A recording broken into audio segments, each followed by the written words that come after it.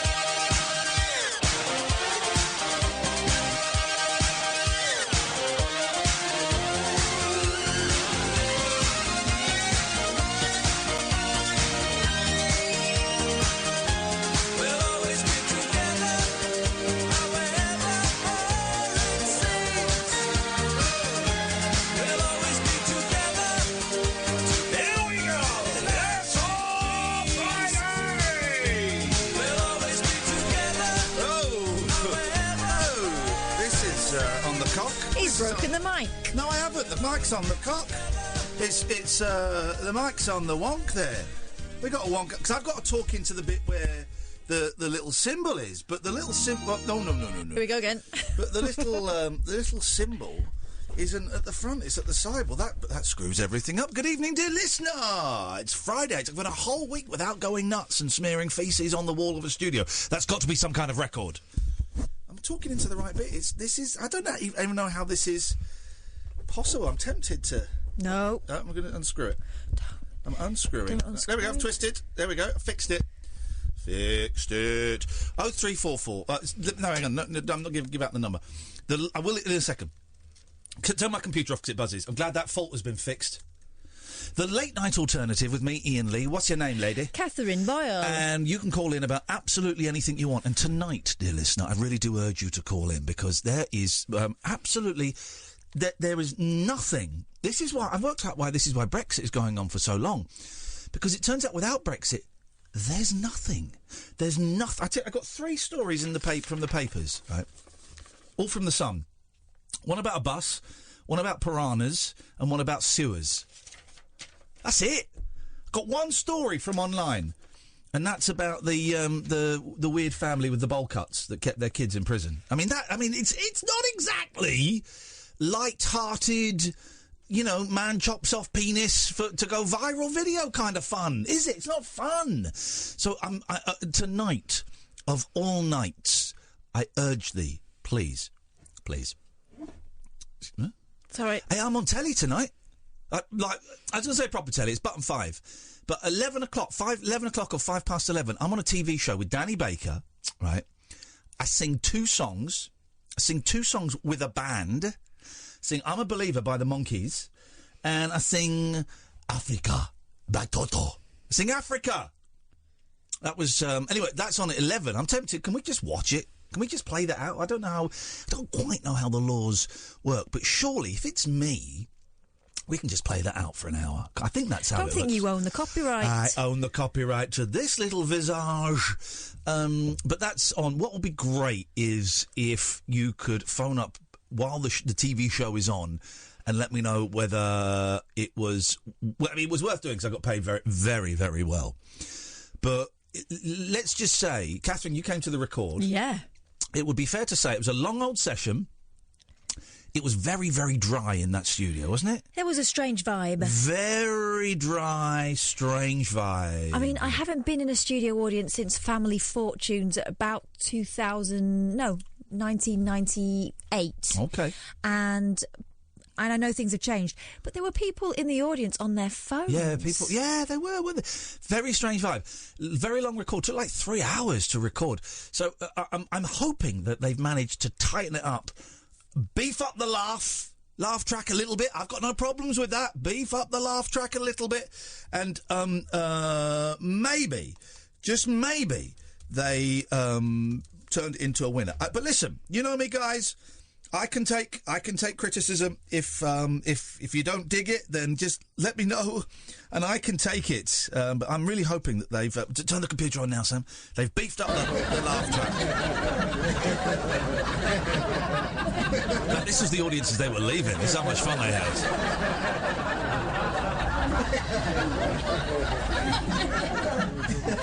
Okay, you can stop the computer now. It's annoying because when I'm going to do a sound effect because you'll hear me say to Sam, "Can you turn the computer on now, please?"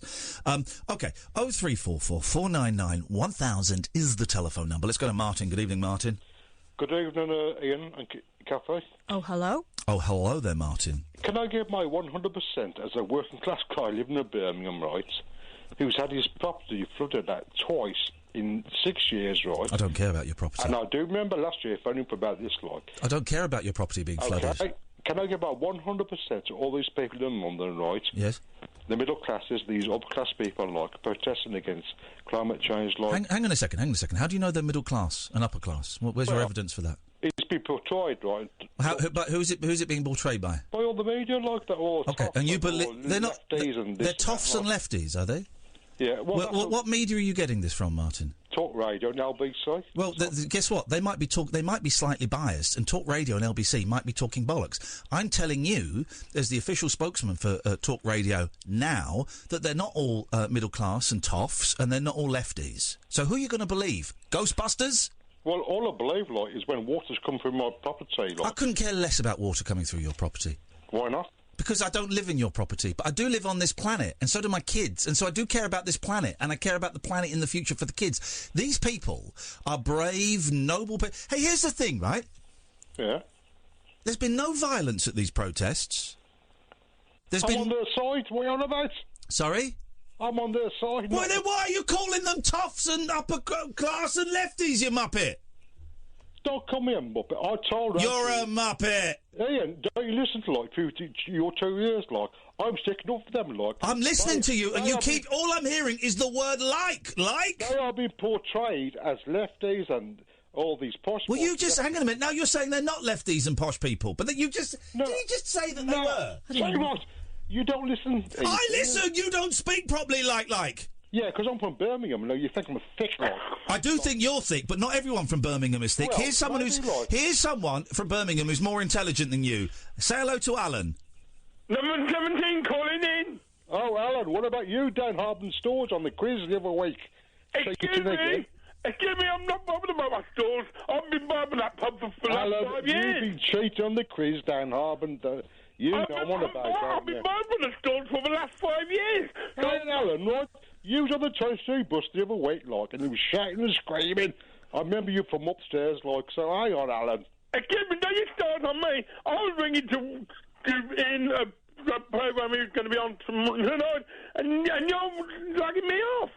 Alan, you were cheating on the quizzes down Harbin. Excuse me, I don't like your attitude, sir. You're giving Birmingham people like me a bad name. Oh, thank you. You're so snobby, aren't you, Alan?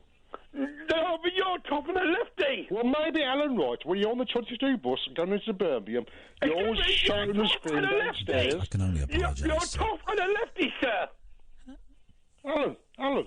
You're tough and a lefty. He's saying lefty, not lesby. Alan, you're so tough and a lefty. Alan, what is it you were screaming down the other... Excuse me, you haven't answered my question.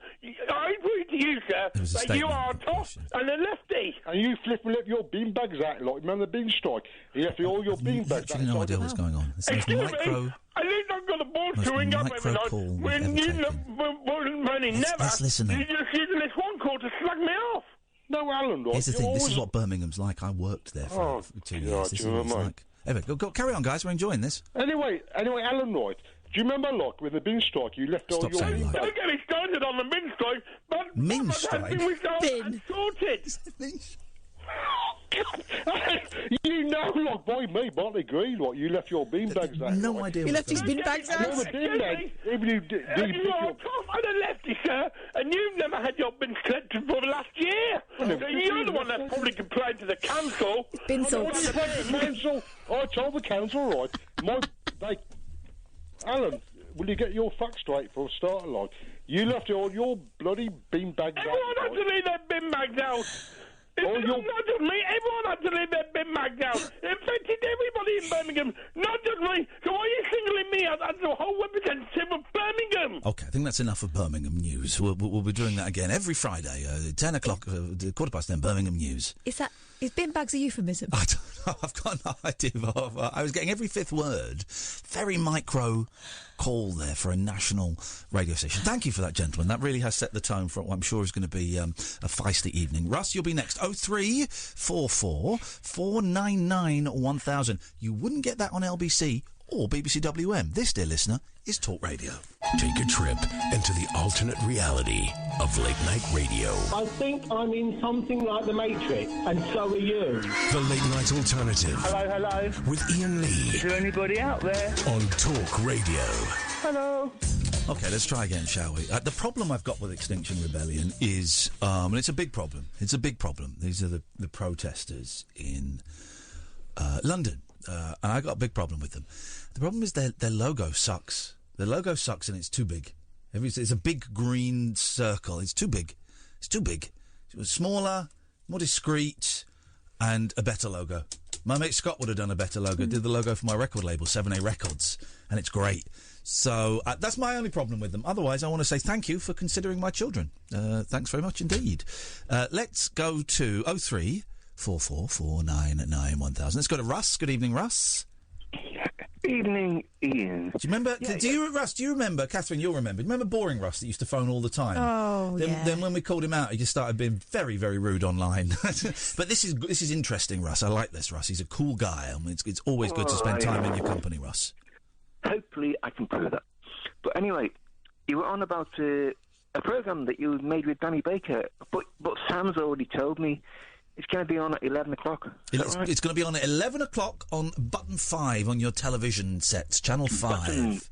Press button number 5 and you will see me singing Africa by Toto and generally acting the Giddy Goat. Don't like that track at all. Oh, well, do you like I'm a Believer by the Monkees? Of course. Then you will enjoy 50% of the songs I perform. Okay, how many do you do? You do the math. Here's the thing. Only two. They asked me. They said, "Right, Ian, everyone's going to be singing a song. Do you fancy doing it? You don't have to." And I went, "Oh yeah, I'd love to. Oh, I'd love. Everyone's going to be doing it. Yeah." I said, "I'd love to." But what's the billing of the programme, Ian? What's the what? How's it billed? In the Radio Times or whatever? It's celebrity party time. Was it called Celebrity? No, game night. Celebrity game night. Celebrity game night. Anyone else on it besides you and Danny? It's just me and Danny Baker just playing a game of chess. Who wins? I'm not gonna spoil that. Sport wins. No spoilers here. No spoilers here, Russ. Well, I hope you take that or take. I don't care what you do. Go and live your life. Be young. Be free, young man. Is it an hour-long program or half an hour, or how long does it last? It's an hour-long program. Including adverts. Okay, Russ, yes, that's how television works. Thank you very much indeed. Dear God.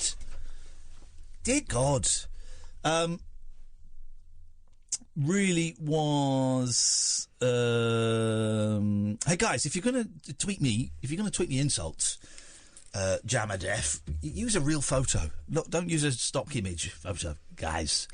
Jammer Def says, sorry, mate, but you really have been taken in by these morons. I don't think he's talking about you and Sam, Catherine. If you truly worry about your kids, then ensure they never grow up into idiots like the ones protesting. Egotistical narcissists who want to appear woke as possible to the public. Leftist morons. And he sent me another one where he called me a bellend. Okay. Oh, I was going to say, what have you done today to make you feel proud? And there it is. Thank you for that, man. Thanks for listening. I appreciate it. Here's the thing. I genuinely thank those people for going out and, trying to raise awareness. Is it going to achieve anything? Probably not. Nothing changes. Nothing changes. But good for them. Good for them doing it in a peaceful way.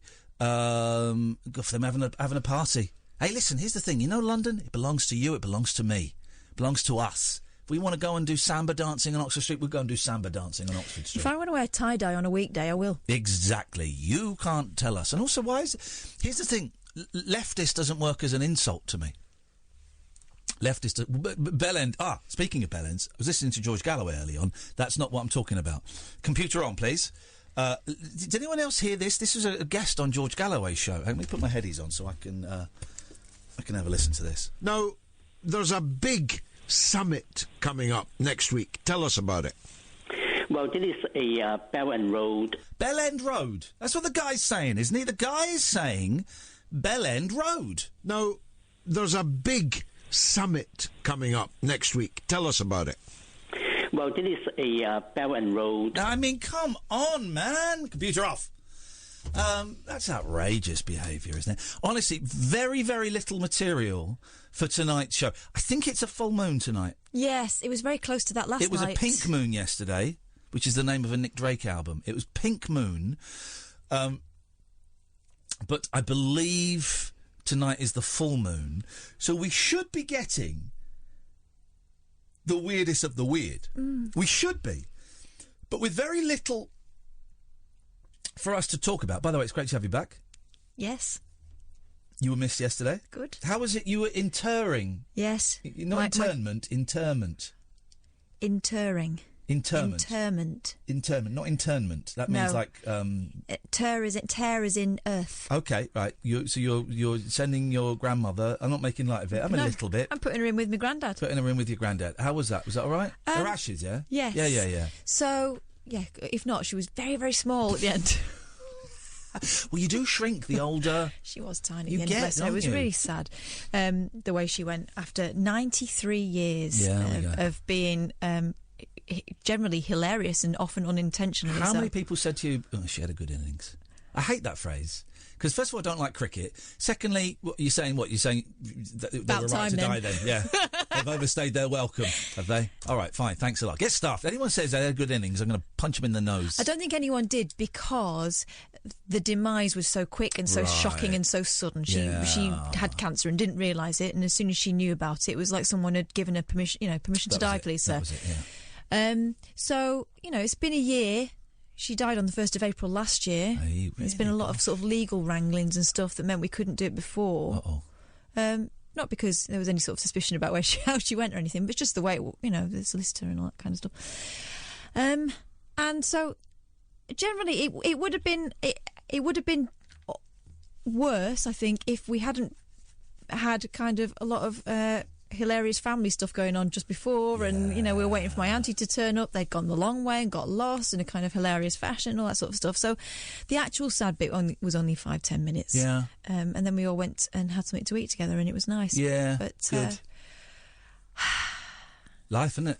Circle of life. That's it. And it's the best we can hope for. And actually, yeah, that's what happens if you win and you've got your family around you. And there was a moment where we'd arrived there a little bit early, and my youngest didn't want to get out of the car and join in, and that's fine. So she sat in the car and waited. As I say, it was only lasted 5 minutes.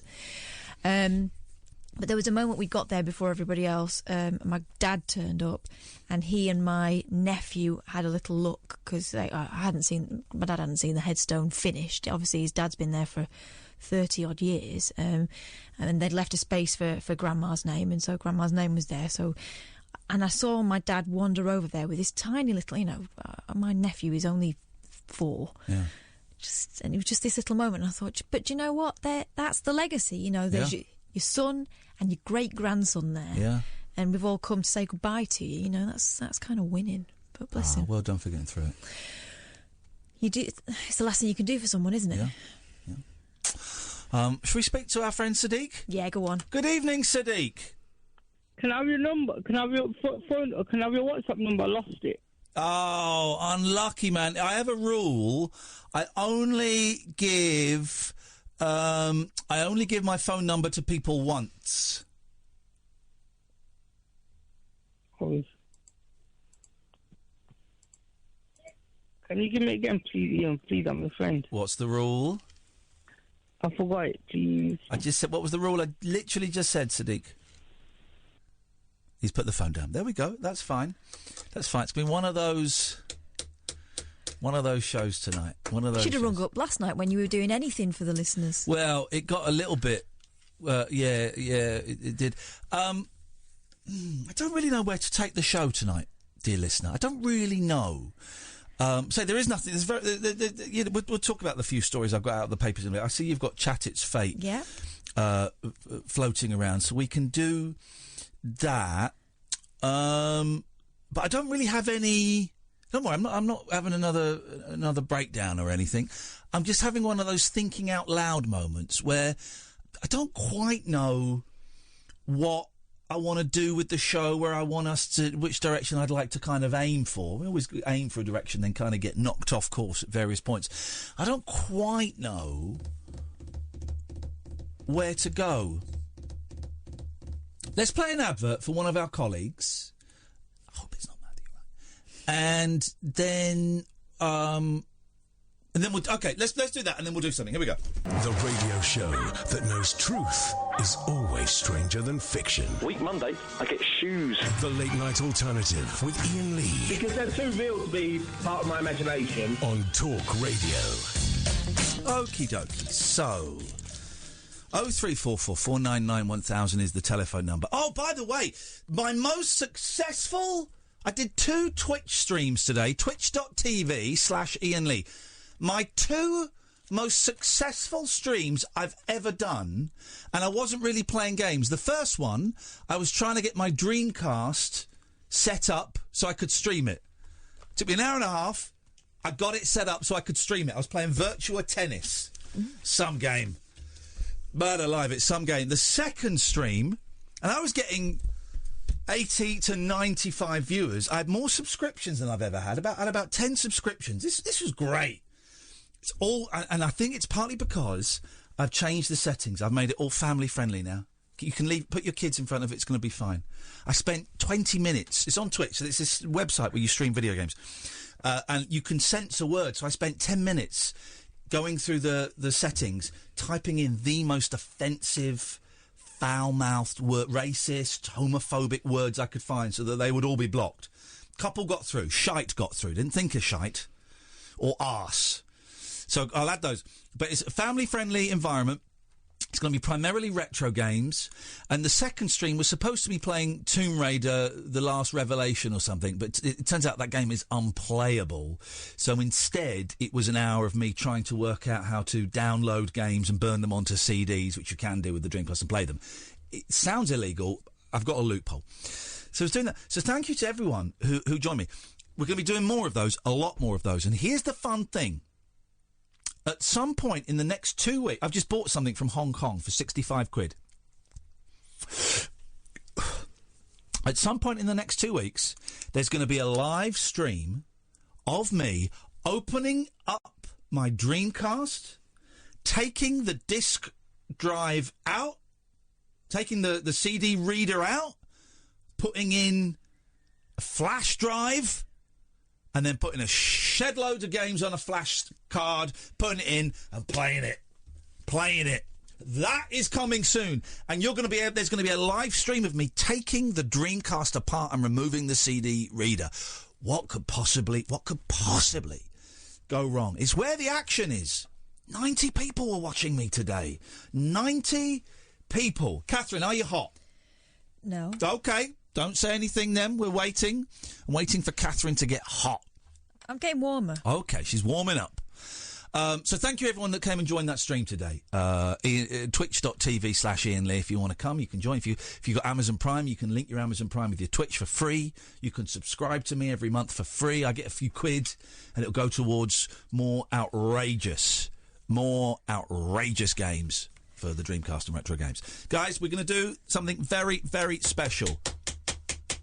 Was it a 5-minute frenzy? It's a 5-minute flurry, my friend. 5-minute flurry. Membership cards. You want them? You got 5 minutes starting in 10, 9, 8, 7, 6, 5, 4, 3, 2, 1, 0344 499 1000. Calls straight to air. For the next 5 minutes, you can phone up, give us an interesting fact, and claim your membership card.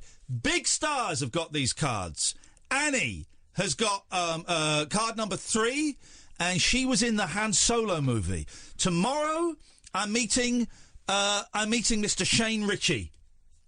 Me and my boys are meeting Mr. Shane Ritchie. Mr. Shane Ritchie's getting a membership card. If you want one, they're owned by celebrities. You can get one now. All you have to do is call 0344 499 1000. That's the telephone number. Call. We need an interesting fact. Give us an interesting fact and you will get a unique membership card signed by myself and Catherine with a number on. Oh, by the way, it's only 4 minutes now. By the way, that piece of trash that's selling it on eBay for £10,000, have you got the balls to call in? Have you got the balls to call in, you piece of trash?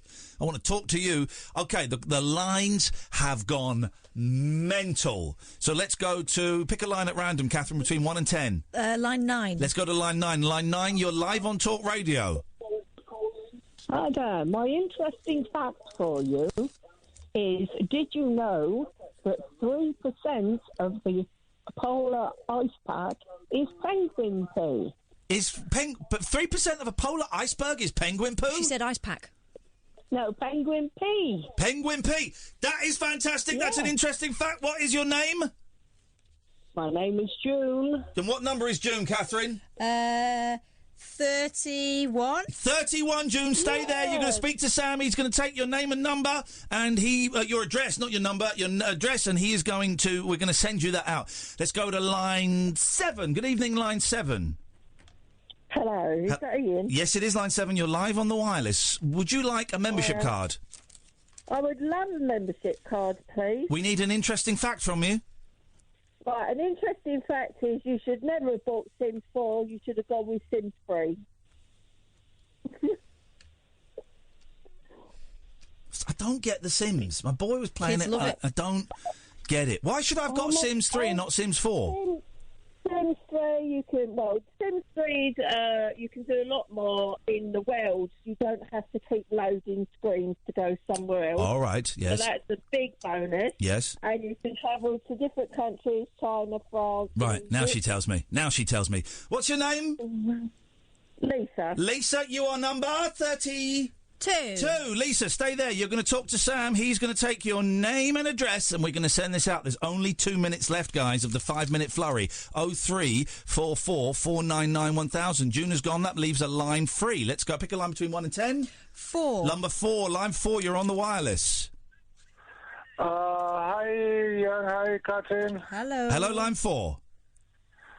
My interesting fact is Hercules calling, and my interesting fact is wine originated from Georgia 9,000 years ago. Wine? Wine, yes. Came from Georgia 9,000 years ago?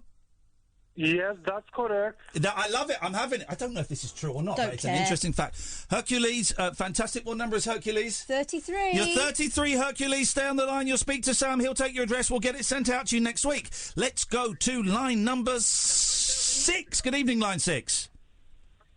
Good evening, Iain. Turn your radio off. There are only 65 seconds left. It's off. It's off. Right. What's your interesting fact? I'm having a bionic eye in Moorfields Hospital in London. You're having a what? A chip put in my eye. They're doing what? Speak clearly, man. You're blind, not... Putting a chip in my eye. Well, why don't you put a fish finger in your eye? What are you what good is that going to do? Ooh, I've never heard that laugh. Are they going to cure your blindness? That's what they're going to try. Shut the front door. Really? Honest. Yeah, Moorfield. It's in London. I know where Moorfields is, mate. That's yeah. Okay. I was supposed to go there last year, but it's this new chip. Okay, so they're going to put a chip in your eye, and they're going to cure your blindness. Try. It just sends a signal to your optic nerve or something. Okay. Now you're just saying words. All right. Do you know what? We are going to have that. Catherine, what number is Manny? Manny is number 34. Manny, stay there. Stay there. 9. What are you doing? 8, 7. You're going to give your details to Sam. He is going to take your address, and we're going to send you on next week. Let's go to line 9. Line 9. We're out of time. We're out of time. Line 9. The 5 minutes is up. Who is this caller? It's Julie. Julie, I am so sorry. Manny was banging on about you. You know how blind people do. He was just banging on about it. We know you're blind, man. Get over it. We have, and he I'm afraid because of his tedious. Honestly, that Manny. Jeez. The tedious story. Manny, oh Manny. You do not get one this time, Julie, but we will be doing more 5-minute flurries over the coming years. So make sure you keep listening. Perfect. Thank you very much indeed. Thank you. There we go. Here's the thing. I'm glad she didn't get one. She hasn't phoned us for about 2 years. She hasn't phoned us for about 2 years. Oh, she'll text and tweet Martin Kellner when Kellner's on. I listen on the way home. Oh, Martin, haven't phoned us for 2 years. Until there's a sniff of a freebie. Oh, yeah. Till there's a sniff. That's it. It's over. The 5-minute frenzy is over. 0344 499 1000 if you want to give us a call. This is Talk Radio. The radio show where the owls are not what they seem. Do you or have you ever watched Twin Peaks? The Late Night Alternative with Iain Lee. We could be dreaming and meeting each other in our dreams. On Talk Radio. 0344 499 1000 is the telephone number. If you want to give us a call, you'd be very, very welcome. We haven't really got a lot to talk about tonight. There's nothing in the news, nothing in the papers, there's nothing online.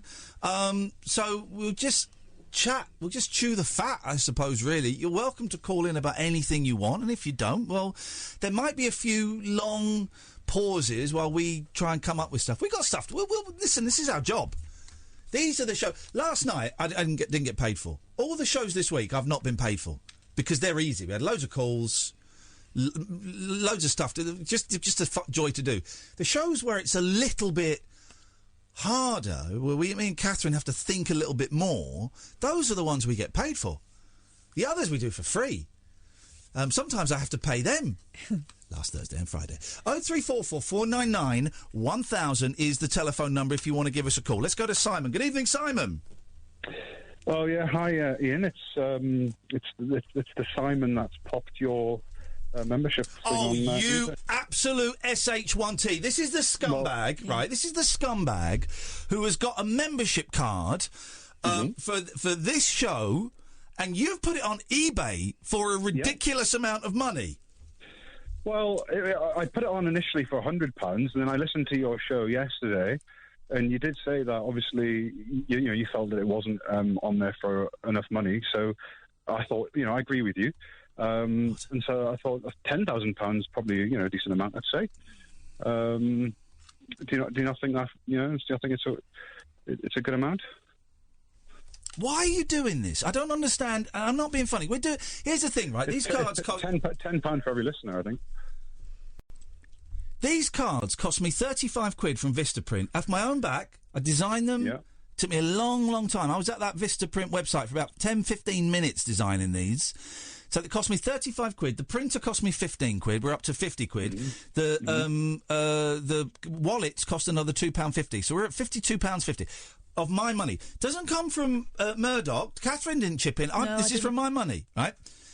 And I do this because I think it's a good idea. I think it's a way of building community. It's a way of trying to get listeners involved and be part of what is essentially a fun club. We've had a little bit of darkness on the show the last week or so, and we're trying to move away. They're trying to create, a fun, safe atmosphere, and then a piece of shit like you, and I'm sorry for that. I'm not even joking, mate. I'm not even joking. Then you get one. And then you go and put it on eBay, and I don't understand the mentality of that, buddy. Would you like to explain? Entrepreneurial. You can't even say it. You can't even. An entrepreneurial man. If you put a C in front of that, you'd be getting close to it. This is getting heated. I think that's uncalled for, Ian. So I thought, right. Well, you mentioned that you'd spend any amount of money. To get that card back. Here we go. Here we go. Well, initially £100, but you're Mr. Moneybags. You've been on, I'm a Celebrity and all that. I thought, well, £10,000. Let's see, put his money where his mouth is. And you said you're going to pay for it. You said you're going to buy it back. You can do that if you want. I hope we're recording this, Sam, because this is actually blackmail. No. Here's what we're going to do. I will buy that card off you. Oh, what are you doing? Right. No, I'll tell you why, Catherine, because this is important to me. This is about trust. This is about union. This is about this show. I will buy. I'm not paying 10,000. I'm not paying 10 grand for it. Obviously, that's ridiculous. How much? Right? £5 You're you honestly, mate. I've used up my swears for the month, but you're a piece of trash. I will pay you £50. Oh, don't do this. No, I'm going to do it. I'm going to do it. I'm in now. I will pay you £50. Or is it Simon? Right? What number is your card, Simon? Well, it's 32, but yeah. Right. 32. Okay. I will pay you. I've already got 32 in. I will pay you £50. You will send that card back to me. And we will find a... No, there's a plus the £1.50 postage, yeah? Oh, my God. Yeah? I will pay you £51.50 to send that back to me, and as soon as we get it back, we will give it to another Simon, who is deserving of it and warrants it. Do you accept the offer? I mean, I obviously want 10,000, but I think as it's you, Ian, £50, I think, is a reasonable offer. All right, right. Well, okay. You pay £51.50. I forgot about the postage. This is really bad idea. It's not bad. I've still got that envelope you sent it in as well, the big thick one. Right. So you're a big thick one. Right. Is PayPal acceptable? Yeah. Right. I'm going to pass you. All right. I'm going to pass you to Sam. You're going to give Sam your PayPal details. Right. I will make that as soon as I have that during the next news break at 11 o'clock. I'm going to make that payment to you, and I want that sent out tomorrow. Oh, 100%. Well, it's bank holiday weekend. Yeah, you can still put it in an envelope, mate, and you can still put it. The letter boxes, the pillar boxes, do not close on bank holiday weekends. Mine does. Mine's got a little flap on it. That sort of. All right, mate. All right, you don't know anything about flaps. Okay. What's that mean? Right, I don't actually know. I don't know. Right, if you could take his PayPal details, and I will do that. No, because this is a really important thing to me. It's a really nice thing to do, to try and create some community and stuff. And he's going around trying to screw it up. You just started like a black market. No, I haven't started a black market, because most of the people that are getting these are not idiots like him. Let's have no more about it. Let's go to Ben. Good evening, Ben.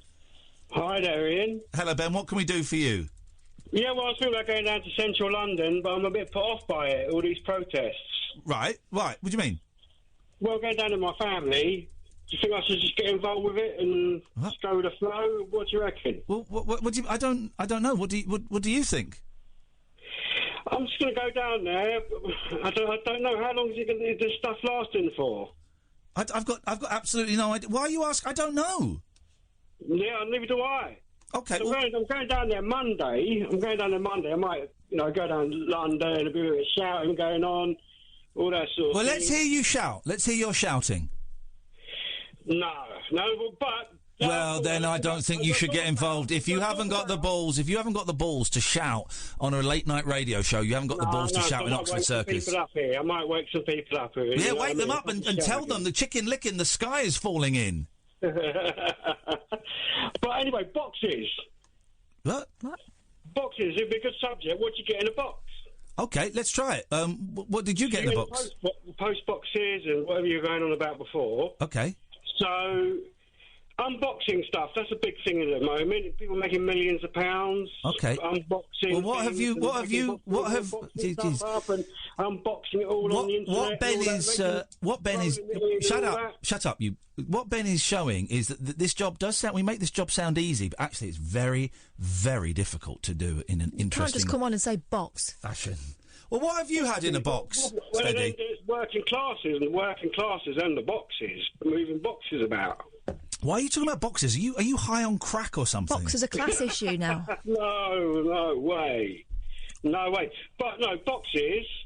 That's what the middle classes have now, isn't it? The people like fill the boxes up with goodies and send them off to you. Yes. Yeah.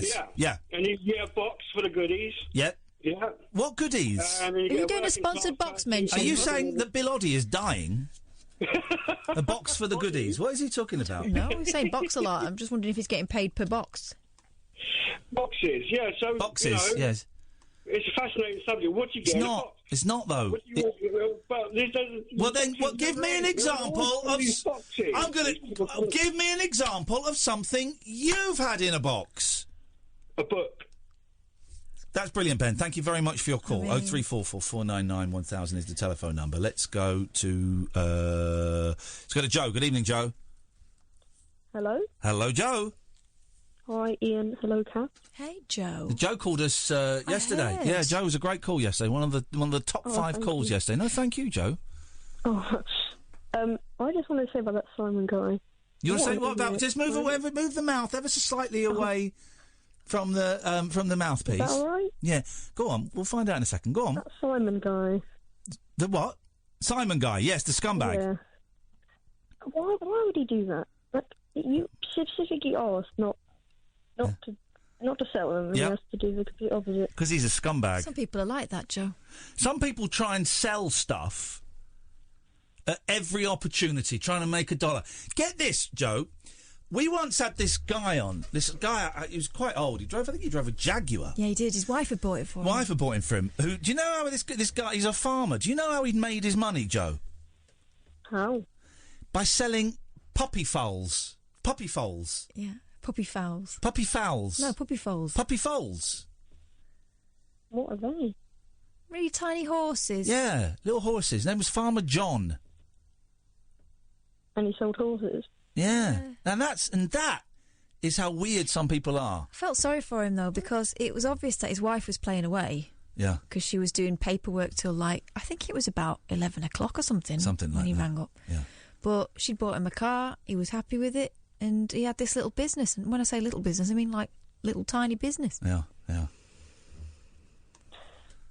Oh, anyway, I just wanted to say, I never used to like radio, really, because, usually I just listen to Radio 2, and that's when I was Radio 2, boring, Dullsville. Boring thing. Yes, man. And then I was just bored one night, and I was just searching up radio stations to listen to. Just search them out. One came up, and I was like, I might as well give it a go. And I got so interested in just, I've never heard any show like this. It's because we talk about the issues of the day. We got Nigel Farage coming on after 11 to talk about being an idiot. How long you been listening for then, Joe? Maybe September last year. September last year, all right, and just getting the courage to pick up the old telephono and phone in, which is what we like. No, because I'm meant to be asleep. My mum usually takes my phone by now. Oh, right. So Mum thinks you're asleep. Mm-hmm. And she's downstairs watching stuff, I think. Oh well, then tough luck, Mum. Tough luck, Mum. Listen, this is the equivalent. I guess making phone calls at 11 o'clock on a Friday night is the equivalent of listening to music with your headphones on when everyone else thinks you're asleep. Or reading under the covers. Yeah, this is what we used to do. So you're just carrying on a fine tradition, Joe, of being a little bit naughty, but a naughtiness Nothing bad. that is gonna. You're nothing bad. You're not doing wicked things. But this is a naughtiness that's going to build character for you when you get as you get older. Okay. So hang in there, Joe. You got this. Okay. All right, Joe. Listen, have a good weekend. Bye. Take care. Bye-bye. Bye.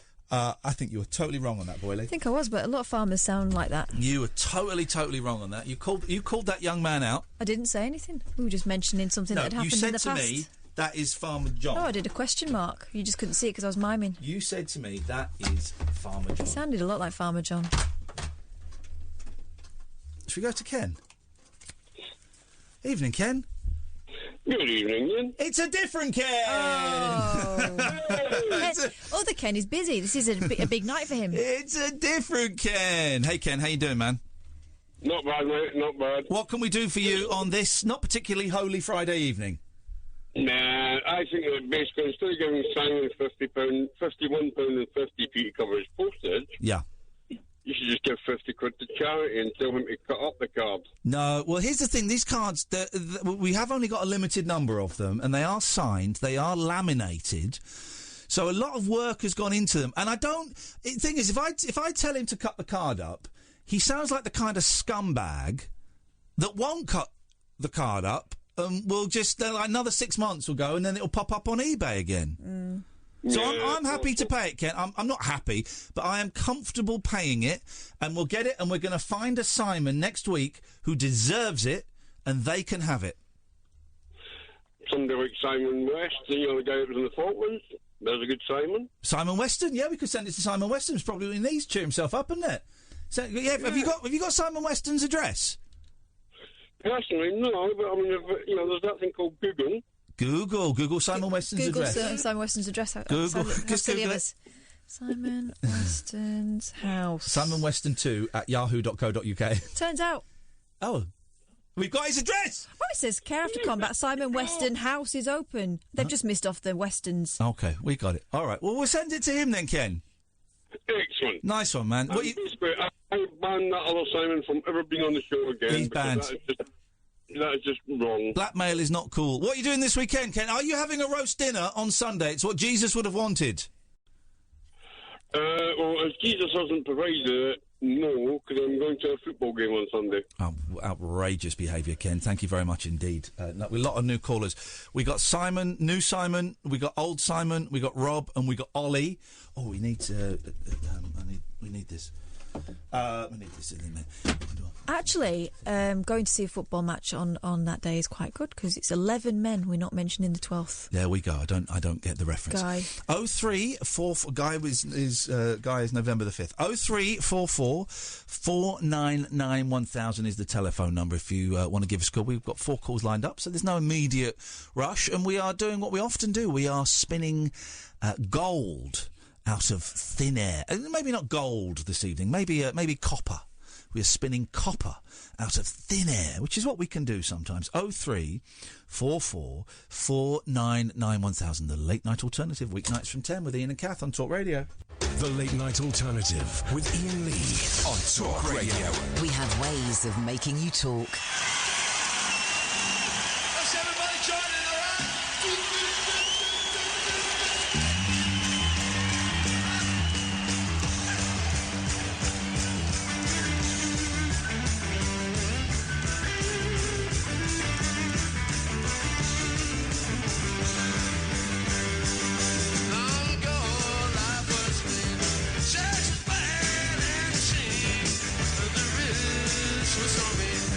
Shake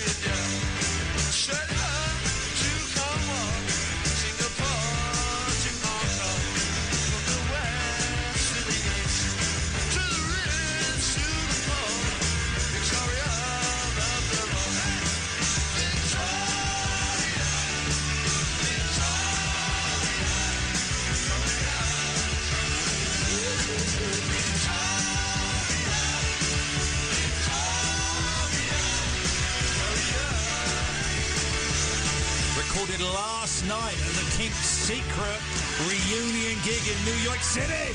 Wow! Well, tour coming, guys.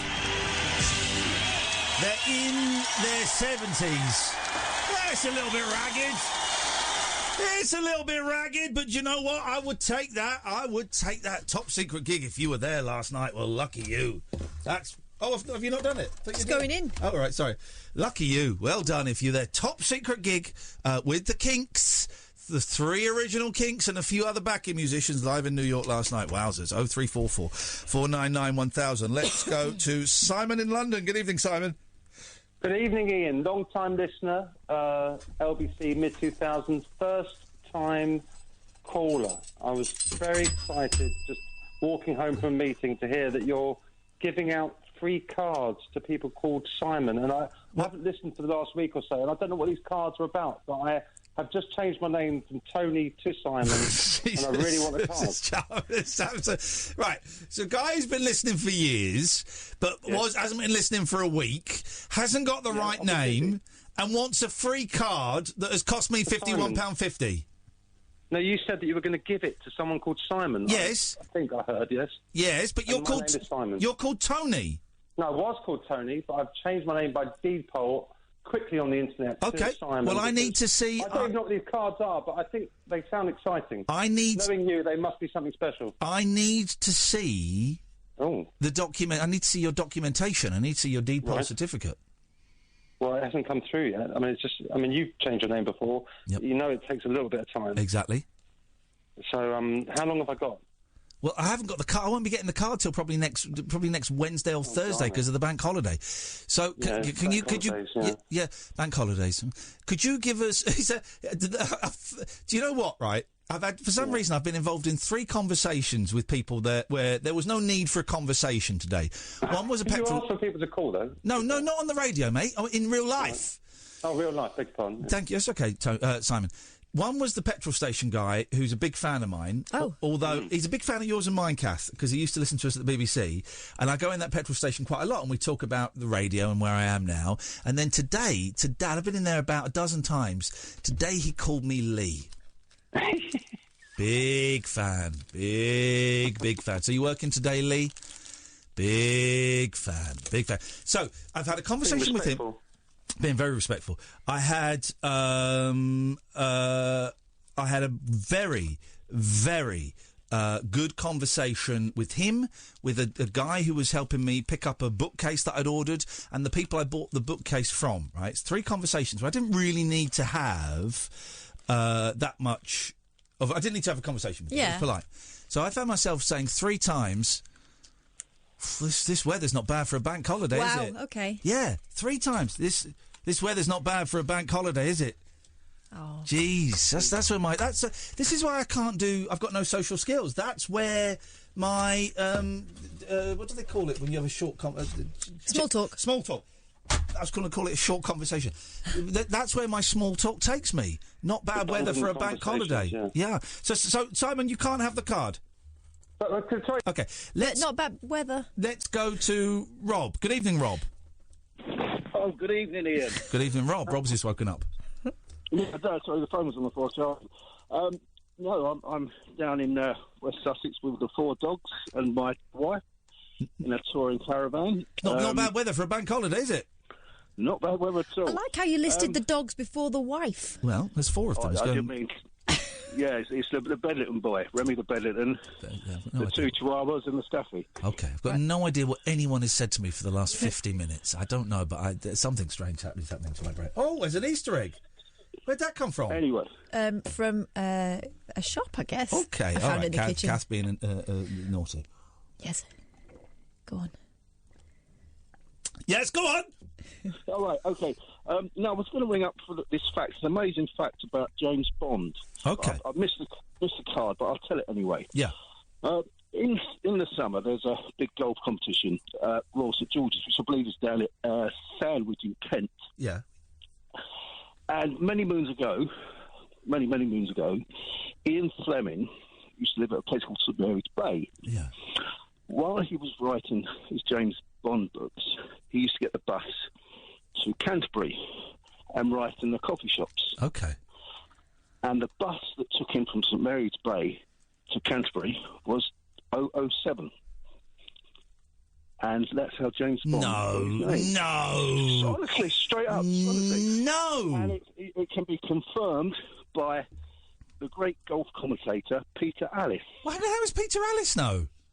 Well, he commentates on golf, and he often goes off on a side track. Right. Well, hang on. You don't... Here's something I will teach my kids. Don't get facts and philosophies and data from golf commentators. They're filling time. They're filling time. They have to just say anything that pops in their head. No, Google it. It's the 007 bus from St Mary's Bay to Canterbury. Okay. And that's how he got the 007, whatever it's called, the 007 code. All right. Well, thank you, Rob, but you're right. You're too late for a membership card. That's not happening. So I'm on Channel 5 right now. Well, should we put it on? Yeah, let's put it on. I don't know how to change the channel on there, but let's have a go. Let's put it on. I think we've missed me singing Africa. Oh, I caught it live. I can do it for you again. So rarely I see myself on television these days. That's not you. No, that's not me. You've got to change the channel. How do I? Do the channel button. Which one is it? Well, that's power off. That's menu. How can you not work a television? No. It's menu. There'll be a channel button. There we go. Oh, I know. I just jog it down, right. Jog it down. Here we go. It's me with a beard. Look, there's me with a beard, looking good. I missed me singing. And Samantha... Richard Coles, Lisa Tarbuck, Samantha Womack, and Joe Swash. Look at us having a laugh. Look at me. I'm a bit chunky there. Danny Baker. Okay, I've seen enough of that. It looks absolutely awful. I look hot.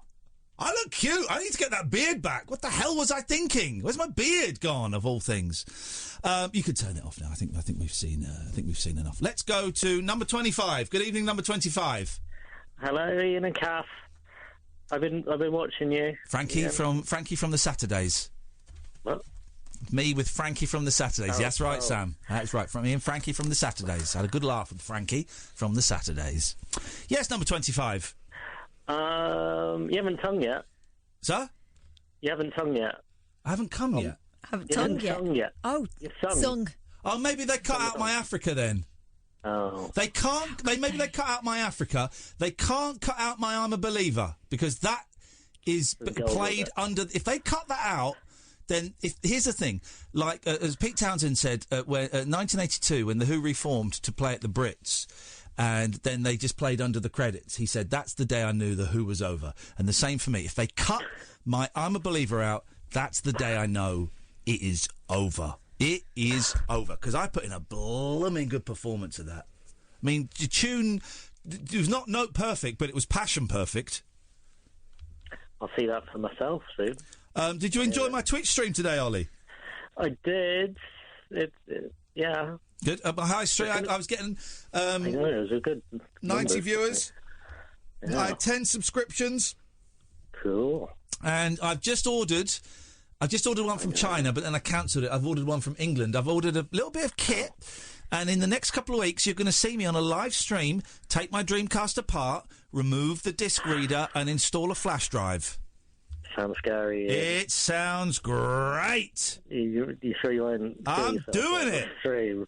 Doing it for the kids. This is the future. Okay, Ollie, you've taken enough of our vibe. If you could give it a little bit of it back now, please. What have you called in for?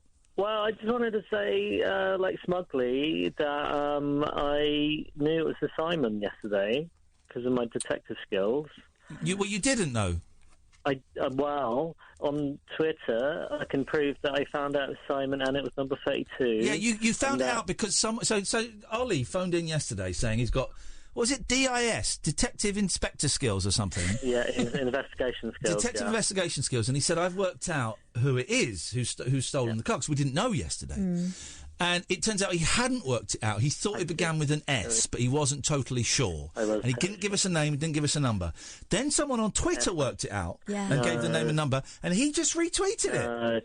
No, that's not how it went, because I did handwriting skills, and I just put the S on it and the Simon. Putting skills on the end of it doesn't make it so. Because, I want to be in the top 10. Mate, you're not. I tell you who is in the top 10. It will be tomorrow. Mr. Shane Ritchie, when I meet him, he's getting a membership card, top 10. There must be some way to change my number. Well, I'm number 1. Kat's number 2. The Chewbacca's number 3. Shane Ritchie's number 7. And we gave a number 9 to someone. He wasn't even number 4. No. Oh, no, it's only Shane Ritchie, no. It's not getting a number 4. No, that's going to be for like Daryl Hannah or Bobby Davro, big stars. But he's in the top 10. But I found the traitor out. Yeah, you keep saying that, Ollie, but you didn't, mate. Okay, he's getting on my nerves a little bit. Let's go to Andre. Good evening, Andre. Hi. He's getting on my nerves quite a lot. This is Talk Radio. The wild man of late night radio. The Late Night Alternative with Iain Lee on Talk Radio. We have ways of making you talk. 03444 499 1000. They're kind of gentle show tonight. I would say a fair to middling show. Listen, our best shows are great. I'm going to blow my own trumpet because I bought one the other day, very reasonable price from a second-hand store. Our best shows, Catherine, I'm going to be honest, are great. They're great. Our bad shows, last Thursday, they're spectacularly bad, right? We do bad in style. They're never just. When our shows are bad, they make actual newspapers. That's how bad they can be.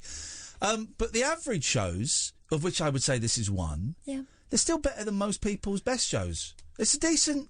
It's just chugging along. It's a decent Friday night. Listen. Yeah, and what else are you going to do? You're not going to listen to it anymore since he lost the plot. Obviously you can watch me on Channel 5, but I don't think that show looks that great. I've got my audition on Tuesday. I've got an audition for my first audition for an acting job on Tuesday. Now, I can't say what it is. You know what it is. Yeah. Good, huh? Excellent. Yeah, isn't it? Lead role. I really need Paul Innocent, the actor, to phone in because I need some tips. Oh, I could do Paul Innocent. No, you can all do Paul Innocent. He sounds like a boy. Well, hello, Ian. He sounds like a boy whose balls haven't dropped yet. They're kind of one's up, one's down. You've got to feel the part. Well, that's the problem. So I've got the audition on Tuesday at 4:40, right, in London, and I've learnt one of the scripts, but I've learnt it where I've learnt it where it's sort of holding in my brain by its fingernails. It's not confident, relaxed. Can I make a suggestion? Please do, Boyley. And, I'm teaching you to suck eggs because you are a trained actor. Tom and Simon, stay there, we'll come to you in a bit, I promise. But when I had to learn things, for example, when I was... to wipe your bum? No, when I was studying for, my degree exams and stuff. Yeah. I would record my voice and, play it to myself instead of, you listen to a podcast or whatever. Why don't you record it and play it to yourself over and over? No. Why? No, because what I've recorded is I've recorded the other lines with gaps. Yeah. Okay, they're good. You've already done it. No, I haven't done it. You're telling me to record the bits that I need to learn. Do both? No. Why? Well, why would... No. What I have done... Take your hand off that... Why? The laminator, because it looks like you're getting off on it. Well, he says I'm not. Okay, well then don't. It's mine. No, what I've done is I've recorded the other lines... left gaps, and then I say the lines in between. That's great. Yeah, I know. It's what I'm doing. Okay. It's not what you said. It's like the negative of what you said. Why not do both? Because I don't want to. So I've learned... Why? You're a 44-year-old man. Oh, thank you. 5? Yeah, unfortunately. 46 soon. Oh. Yeah. Oh, well, not long now. Nearly 50. Yeah. Nearly 50. So I've learnt one of them, but the thing is, I wanted to learn them today, but then I really wanted to play my Dreamcast today. So... God, this is like exam time. I played my Dreamcast today. And I thought, well, I'll learn them tomorrow. That'll get you apart. Well, this is it. Then I thought, well, I can't learn them tomorrow because I've got the kids all day tomorrow. Can't learn them Sunday because I've got the kids all day Sunday. Can't learn them Monday because we're getting photos done on Monday, and then we've got Limmy in the evening. So I've got to learn them on the day of the actual audizione. It's feminine, so we call it audizione in Italian. So, it's looking promising then. I'm in big trouble. I should have done it today. What was I thinking? We were thinking, I want to play my Dreamcast. Do you want this pen back that Yes, you just I do, looked at mate. me? Well, that was a silly thing to do. Well, then, no, what's silly is I'm now holding a Sharpie that hasn't got a lid on. So Not again. Well, not then again. hand me that pen not in again. a calm manner. Hand me that pen in a calm manner. But don't throw that anyway. I won't throw it. Hand me that pen. Put the lid on. No, give me the pen. Shield your weapon. Give me the pen. Sheathe it. Give me the pen and I will sheathe it. You're going to lob that. I will. Because that won't come out. I won't lob it. There we go. There we go. It's fine. Absolutely fine. 0344 4499 1000. Let's go to Tom. Good evening, Tom. Hello, Ian. Hello, Tom. You're right, mate. Yeah, I'm fine, thank you. How are you? Yeah, I'm okay, thanks. What have you got? Not a great deal. Neither have we, so welcome to the club. I've just finished doing my dissertation for the night, at least. Or maybe I'll start again in the morning. But, yeah, I was just ringing up, actually, to recommend a band. I don't know if people do this. Yeah, go on. People recommend bands. I've heard them do that before, I'm sure. Don't know if you've heard, I don't know if you've heard of a band called the Lemon Twigs. Now these are two brothers. They're about like 21 and 23. There we go. From I think they're from California, and they're kind of quite psychedelic, sort of laid back. And their last album that came out about 6 months ago was a kind of a concept album. There we go. But no, I've never heard of them. Whoa. You see, but do you know what? I've not really listened to them. Are they any good? I really like them, and I thought you'd really like them, so maybe not. Well, no. I've not actually heard. I do bizarrely know a bit about them, because I listen to Tim Heidecker's podcast, Office Hours. And he do you listen to that? Vaguely. Oh, when mate. they're on, maybe. Get it on. But he mentions them a bit, but also I just remember I read an article about them when that album came out, and I just was quite interested in reading about them. Their dad is someone, isn't he? Isn't their dad a producer or something? Yeah, Ronnie Daddario sort of was a singer-songwriter that never really made it. I think he wrote a track for the Carpenters. Oh. But it was due to get released, but then I think she died, and I'm grateful. And it never got out, I don't think. But that's about as close as he came to making it. Gutted. I know, it would be.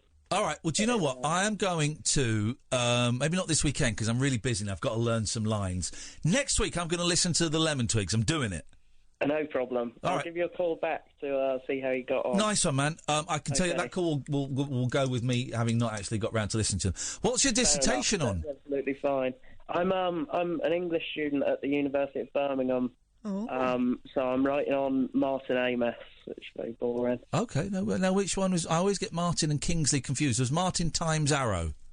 Yes, Times Arrow, but I'm not writing on that one. I'm writing on Money and London Fields. There you go. All right, well, listen, best of luck with that, Tom. Well done. Thank you very much indeed. Best of luck. It's not luck, it's hard work. And that young man sounds like he's going to put the hard work in. He sounds bright, he sounds polite, he sounds intelligent, although he doesn't sound like he's bothered about the planet. Otherwise, he'd be in London protesting. So in my eyes, he's a scumbag.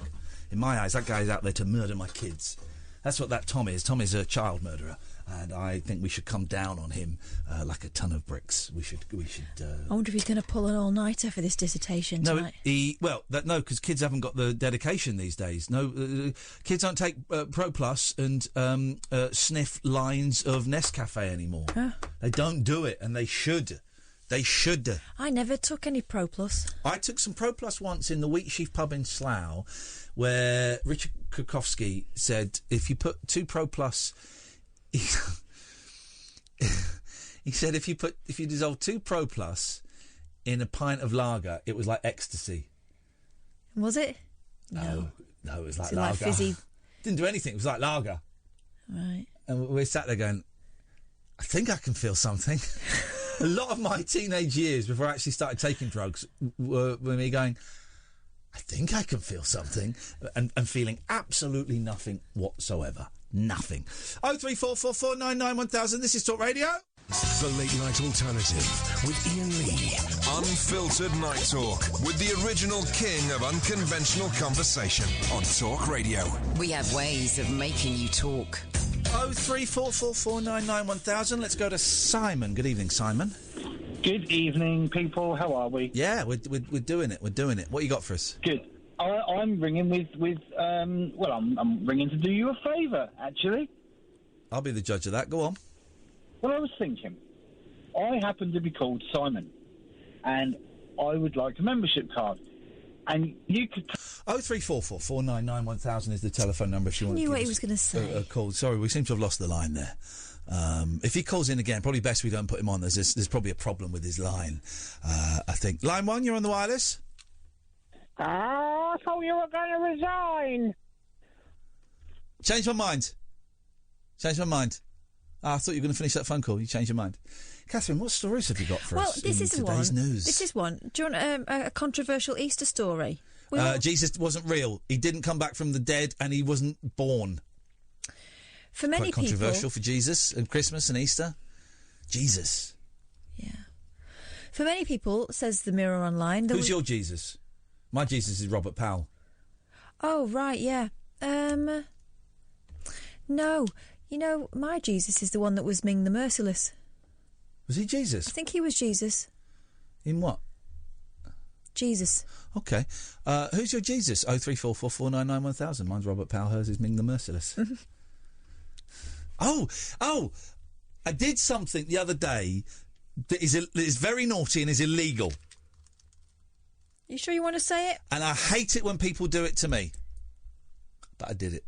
I was in a room about to go and record voiceover for some adverts. I don't know if you may have heard them. You may have. And suddenly there was a vibration. Oh dear. In the waiting room, as a boom echoed through, and I looked and went, "Oh my days!" And so I pretended I was I took a picture of someone when they weren't aware. It wasn't to be shared on social media. Didn't share it on social media. So I did that thing. I looked at my phone and pretended I couldn't get a signal, and I moved it over there, and I took a picture, really blurry picture. But it was only to be seen by one person. That person was you, Catherine Boyle. Who was I sat 3 foot away from and stole a picture of? Bloody Brian Blessed! Brian Blessed! He's in the same room as Brian Blessed. And he's one of those people where I wanted to, and I'm really sure I could have done. He was with people, so I didn't. But if he'd been on his own, I would have gone up and said hello. Because he's one of those people where you just know they would love it. They wouldn't only be okay with it, they would love to be recognised. Yeah, I feel like he's the sort of person who goes into places and purposefully makes himself known. And I tweeted, there's Brian Blessed, and you tweeted, I bet he's talking rubbish. And I overheard a bit of a conversation. What was he talking about? He was talking about... He was talking about animals, wasn't he? He was talking something that was clearly made up. Something about creatures. It's like vampires or something. Of course, drinks the blood of babies or something like that. And it was just... He was spinning some old bullshit. It was brilliant. And the people around him were all sort of in their 20s going, wow, yeah, that's great. Well, you would. You'd lap it up, wouldn't you? Yeah, of course you would. Of course you would. But Brian Blessed, he'd enough look old. Well, he is old, probably, isn't he? Well, yeah, exactly. But he looks it. I mean, I think he's in his 80s. Okay. I'm going to say, Google it. I'm going to say, well, before you do, how old? I'm going to say 82. I'm going to say 86. Let's have a look. Here we go. Let's get the results. That bell is the sound of those numbers being locked in. Oh, 82. Hey! And look at him. I mean, he's always been kind of a big chap, but beardless and young. Quite devilishly handsome. No. He looks... Oh, do you know what he looks like? Go on. It looks like Freddie Mercury if he'd been pumped up. Yes, he does. He looks like Freddie Mercury if he'd been pumped up, if he'd eaten a lot of pies. He looks like Freddie Mercury.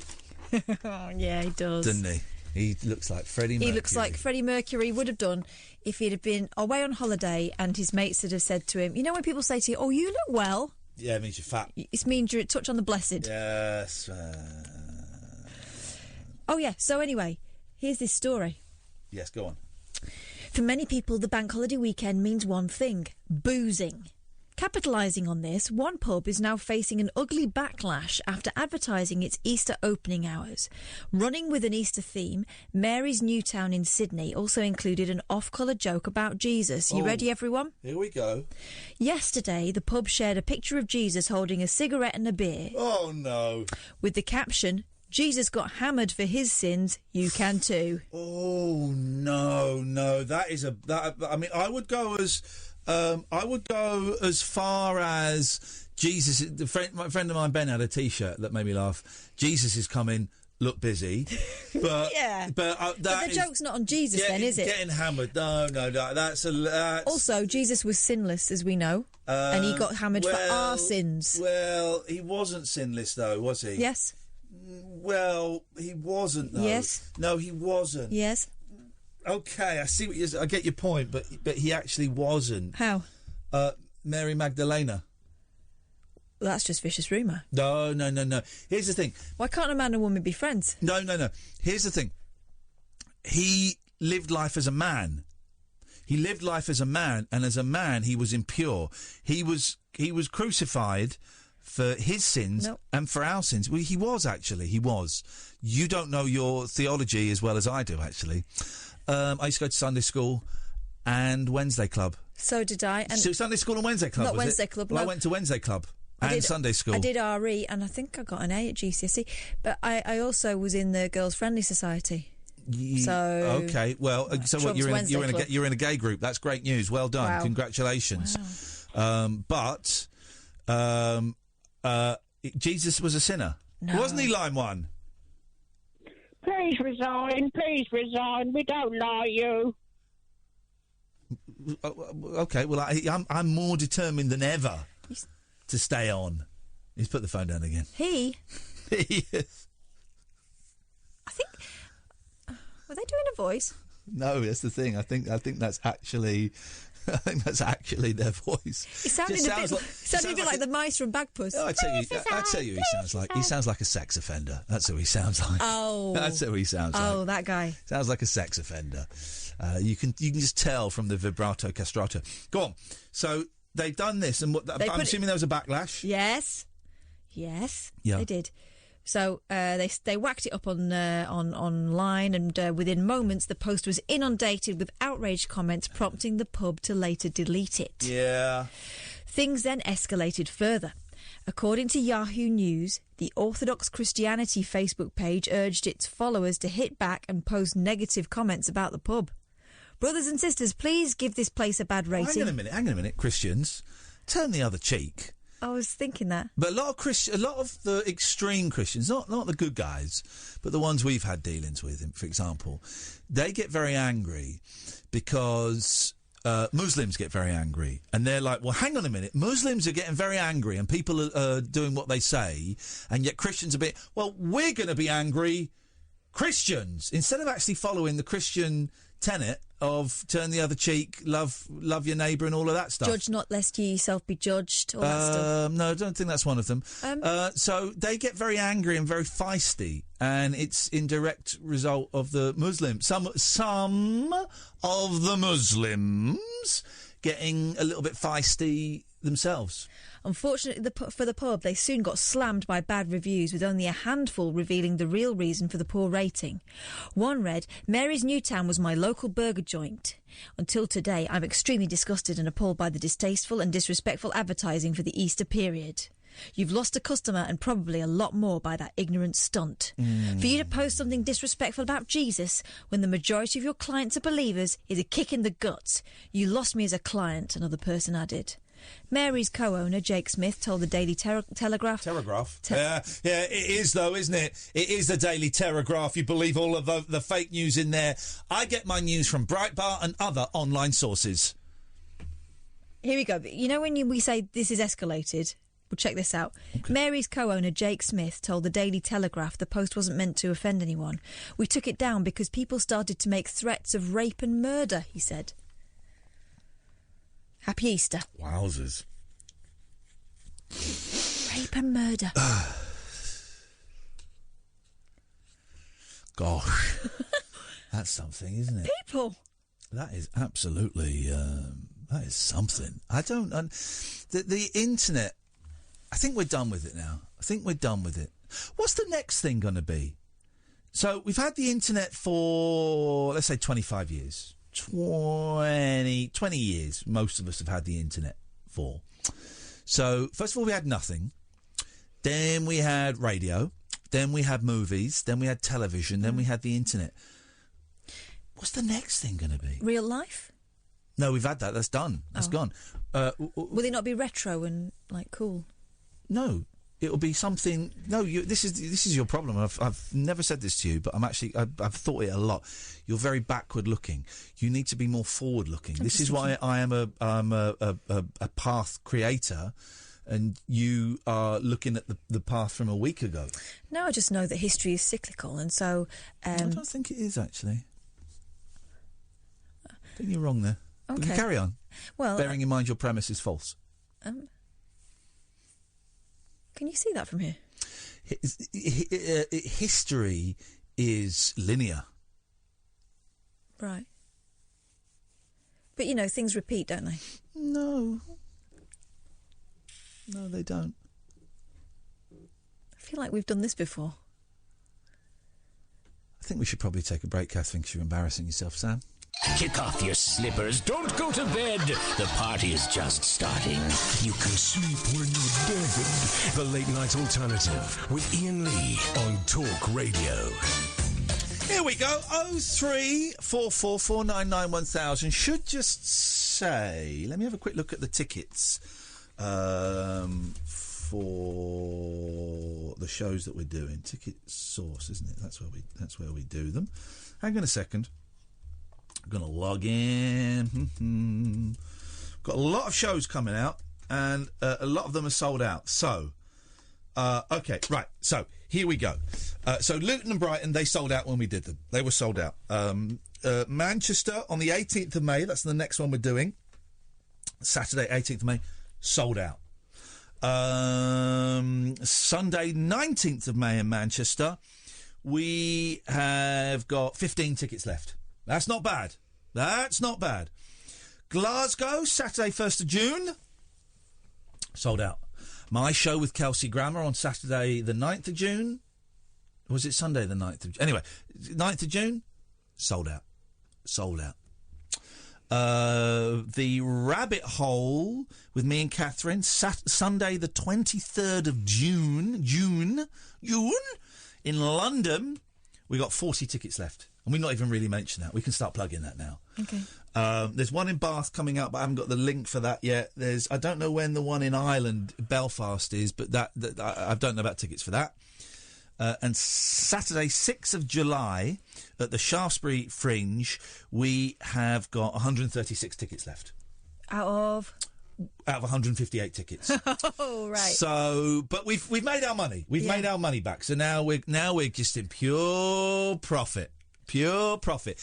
Belfast tickets, I don't have data on that because that's being done by someone else. But if you want links for all of those shows, if you go to iainlee.com/event, iainlee.com/event, London will sell out.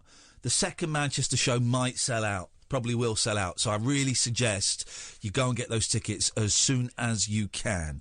London in June is definitely going to sell out. It always does there, and the Sunday the 19th of May in Manchester is probably going to sell out. So I would really suggest you go and get those tickets as soon as you can.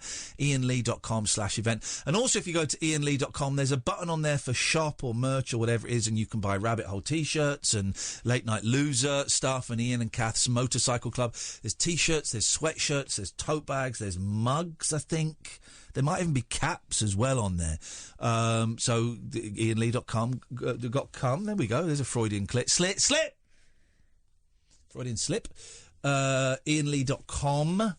And if you look for the shop merch, whatever it is on there, you can go and buy stuff. And it's pretty. It's done by our mate Scott, so the delivery time is pretty good. If you order it sort of before midday on a weekday, odds are, it's not a guarantee. Odds are you'll get it next day post. Not a guarantee, but he's very, very good at doing the old postingtons. Is Scott? 0344 499 1000. Good evening, David. Good evening, Ian. You all right, mate? I'm doing all right, David. What you got for us? Well, did you hear about Christopher Biggins getting mugged for his phone? I did hear this. Chris Biggins got mugged for his phone, yes. Terrible, isn't it? I once advised Christopher Biggins in Edinburgh and Princes Street how to turn off his data roaming. Did you? Yeah, I did, because I met him a couple of weeks before, and because I was working with... Well, I met him a couple of weeks before, and then I was with Tessa at the time, and I went... Oh, no, maybe I wasn't, actually. Maybe I was with my wife. And I went, oh, there's Christopher Biggins. She went, oh, look at that. And I said, yeah.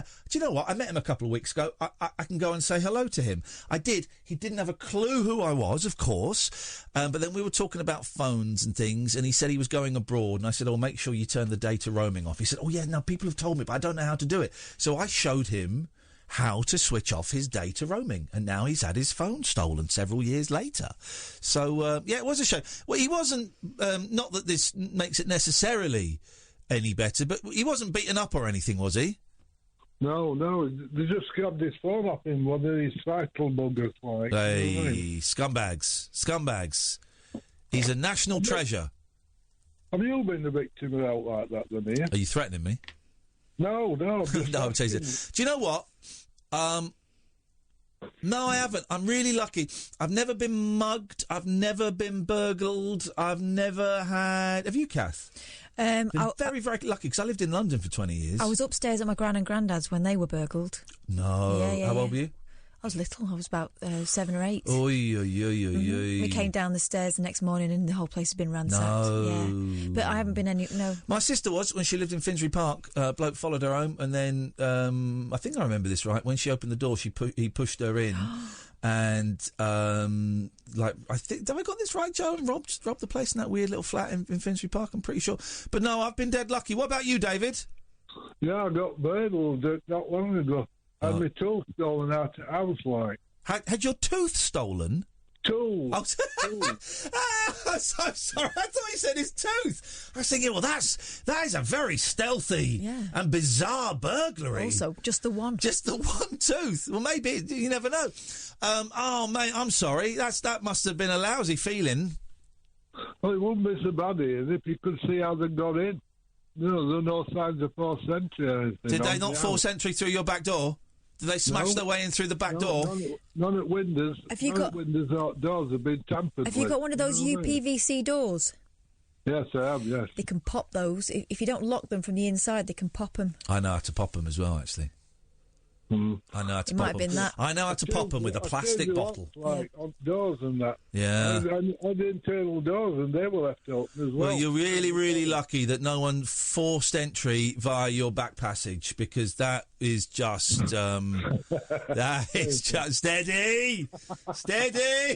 No, you don't want strangers in your ginnel. No, you don't. Always protect your back door.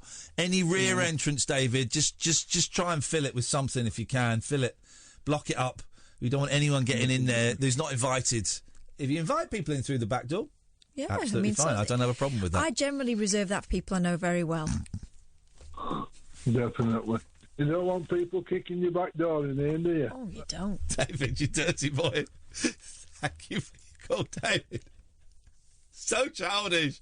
46 in about 6 weeks' time, guys. Let's go to Clive. Good evening, Clive. Good evening, Ian. Clive, welcome. I've had a really good evening tonight, but one question from somebody... I had Korean barbecue. So Korean barbecue? Yes. Wow. It was great. Okay. But I had a question around the table which really threw me off. Yeah? Somebody asked me, which season of the year would you have sex with? And first of all, I want to get That's a beautiful question. That is a beautiful question. So I've got 2 points to this call. I want to know what you would answer with. I've got the answer. And and I want to validate my answer with you. Okay, well, my answer is autumn. Ooh. Because I can see why. Autumn is a slightly older woman, experienced, world-weary, knows exactly what they want, and it would be romantic, it would be passionate, it would be tender, but also forceful. And then, no, I don't mean like that. It would be like having sex with Autumn. Imagine Autumn, then that would be the lady. It would be. Leaves are a bit crunchy, though, aren't they? It would be. It would be who's the manageress? Sherry Lungy. I imagine Autumn looks like Sherry Lungy now. For me, it's a close second. Go on. Spring's got to be number one. Yeah, I'd go spring. It's a bit young, mate, but go on. Oh, man. Sap is rising. Yeah. Everything's new. Go on then, Pedo. Let's hear it. Spring just changes everything, doesn't it? Well, come on, give me more than that. Spring sings with everything. No, changes everything. Changes everything, yeah. Yeah, because you go through the downs of January, and then all of a sudden the clock changes and it's spring and everything just feels great again. And I don't know. Here's what I think of with when you say spring. Lamb shit. Lamb shit? Yeah, that's what I think of. Oh, my God. It's a good job you're not doing marketing for John Lewis, isn't it? That's what I think of in spring. How are we going to decorate the windows? Lamb shit. That's spring for me. That's what Did I hear that correctly? As in, like, the shit from the lamb? Yes, correct. You did. Yeah. Oh, okay. Isn't he poetic? And that's what you want to have sex with. You disgust me. You've ruined my image of spring. Yeah. Okay. Well. Anyway, who are you having Mongolian barbecue with? Some, like, new romantic poet? What? No, what surely it's like Kierkegaard or someone. It's deep philosophers. A Korean barbecue. Korean barbecue, right. racist. She's racist. Sorry. New Malden. Have you ever been to New Malden? I want to say I have. Is that South London? It's Essex, isn't it? Southwest. No, Surrey. Sorry. No, I've never. No, I've seen it on a train sign. Yeah, I've not been there. In between Wimbledon and Kingston. I got you. No, and there's a Mongolian barbecue there, is there? No, Korean. Korean. Sorry, I'm racist now. Am I? There was a Mongolian barbecue where I used to live. This is why I'm saying it. Sorry, but obviously it's different. Okay. I'm going to give you both a free pass because we're in Brexit Britain. There we go. This is not. I voted for Brexit to get rid of all the Mongolian and Korean barbecues in this country. But guys, try it sometime. It's really good. Like, it's a really good experience. Right, I had like some really nice steaks tonight, and ribeye steak and ribs. Barbecue's barbecue. What are the Koreans doing that we ain't? Well, they make you do it yourself. So basically, the barbecue's on your table, and you actually have to just... Right, so you go to a restaurant and you cook your own food. No, thank you. I can do that at home. No, it's worse than that. You have to go to the butcher's next door. Shut up. And then pick your meat. You're shut up. You're joking now. And pay for your meat. And he's joking now, isn't he?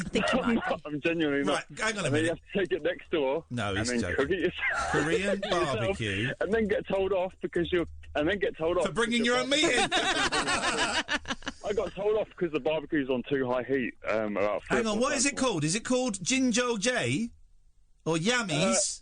No, it was called. It was called Treehouse Butchers or something. I can't remember what it was. There are three Korean barbecues in New Malden. This is nuts. What? There's more than that, actually. There's more than that. There's more. All right. 2 facts about New Malden. New Malden has the highest population of South Koreans outside of Korea. And also, New Malden has the biggest Tesco's in Europe. He's right. New Malden. Well, Slough used to have the biggest Tesco in Europe. Hang on, there's a restaurant there called Sorrable. Called what? Sorry, I didn't hear that. Sorrable. I'm not even joking. It's spelled Sorrable. Sorrable. Sorrable. All right. What do you think of that new restaurant? You mean Sorrable? Is it Han? I'm going to go through there. He's right. He's right. Look at this. The Culture Trip says New Malden, home to the largest Korean expatriate community in Europe, is the place in London to get an authentic Korean barbecue experience. There's loads of Korean barbecues. All right. Was it Han? No, but I've been to Han before. Han was good. Was it Jinjo? It wasn't Jinjo Jai. No, it was something... Kimchi Village? No, it was something Butchers. It was the Tree Butchers. Yummy. God, it goes on to the next... Page? It was next door to Yummy. I was next door to Yummy. It might be a new one. It was something Butchers. It was... Oh, he's pulled a nipple off nearly. Careful. Korean... I don't know. Is it Korean Butchers? Yeah, it was a Korean Butcher's Barbecue.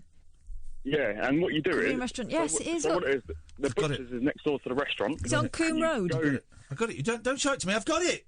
Put your computer down. It's on the high street. And what you do is you go to the Butchers, you pick your meat, and then you come back with your meat, and then you barbecue your meat and eat your meat. Stop saying meat. Very nice place very nice place to meet, lover. You can grill your own meat here. The quality of the meat is good. It's not a big place. It's just 5 tables with bench seats either side. When we went there, I had an impression it would be like a chain of Mongolian... He's saying Mongolian as well. Mongolian restaurants that we had some years ago in London. This is different. You can order hot food cooked in the kitchen from the menu, or order a plate of raw meat, and the nice waitress will cook it for you. I don't agree with that review, to be honest. I think it's downplayed it a bit. Okay, all right. It was good. It was good. It was good. All right, Clive, thank you for that, mate. Yeah, cheers. So you're going to have it off with spring, yeah? Yeah, mine's spring. I'll have autumn. We're sorted. That if we bump into them at a bar, we won't be fighting. Sounds good to me. Thank you, Clive. More calls after this. The Late Night Alternative with Iain Lee on Talk Radio. We have ways of making you talk.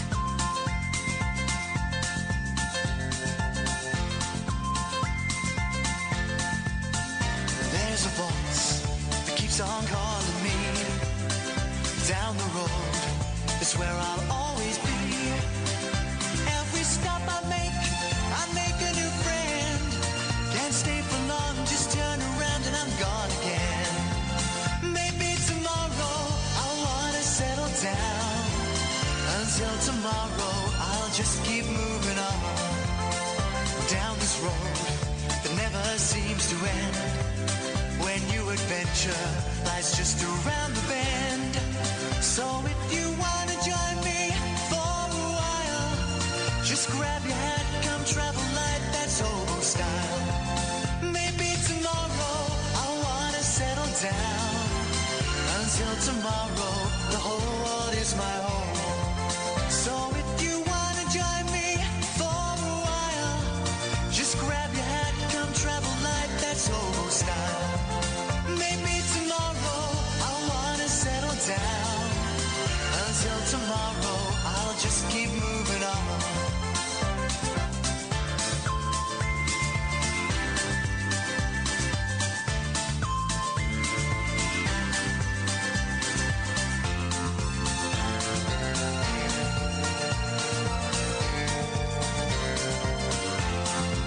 Maybe tomorrow I'll wanna settle down. Until tomorrow, I'll just keep moving on. There's a world that's waiting to unfold.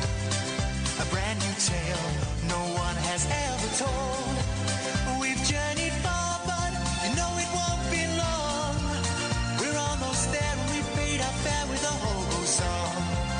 Maybe tomorrow I'll wanna settle down. Until tomorrow, I'll just keep moving on. So if you wanna join me for a while, just grab your hat, come travel light, that's hobo style. Maybe tomorrow I'll find what I call. Here we go. Until tomorrow, you know I'm free to roll. The show, someone's asking on Twitter. The show in Bath, I think, is in June. I think I could tell you. I should have it written. Should really have this written down. Hang on. June. Maybe I've not written it down. Oh, July. Maybe June or July. It begins one of those. What's that there? Rabbit Hole Glasgow. Rabbit Hole London. No, it won't be. It's going to be... Well, do you know, I don't actually know. Now I'm worried that I've booked something... I don't know, mate. You I tell you what, you talk to Nellie, Kath. I'm going to find out when the show is in Bath, because I'm worried I've double booked us now. Go on. Hello, Nellie. Good evening, Catherine. Go on. Summer, because it's sweaty and doesn't go on that long. Oh, blimey. So That gives that's us an nice. insight we didn't need at this time of the night. Well, I mean, summer's just the obvious choice for me. Anyway, quiz. I've got a nice little quiz here. Really good. Okay, I've worked really hard on this one. If you want to have a go at it. I'm in. So, I'm trying to find out when we do. I'm worried that I've double booked us now. Now I'm panicking. Go on, you carry on. So there's like basically 5 questions that get harder as you go on. Right. And each answer is a sort of similarly sounding. Okay, so I'll give you the first question. Be pretty easy, the answer. September. We're the 7th of September. We're in September. I don't know why I thought it was June. Oh, God, the poor bloke that runs the Rondo Theatre in Bath, because I've been emailing him a few times going, it'd be really great if we could get a ticket link for this show. And he's sort of replies like a week or 2 weeks later going, don't worry, we'll get the ticket link sorted. I'm thinking, well, we're coming up to 2 months away. And Yeah, no, we've got a little while yet. It's in September. So... Right, let's have this quiz then, Nelly. Go on. Right. I've just realised that the notes are on my phone, but I'll try and remember as best I can. So, question 1. Yes. Question 1.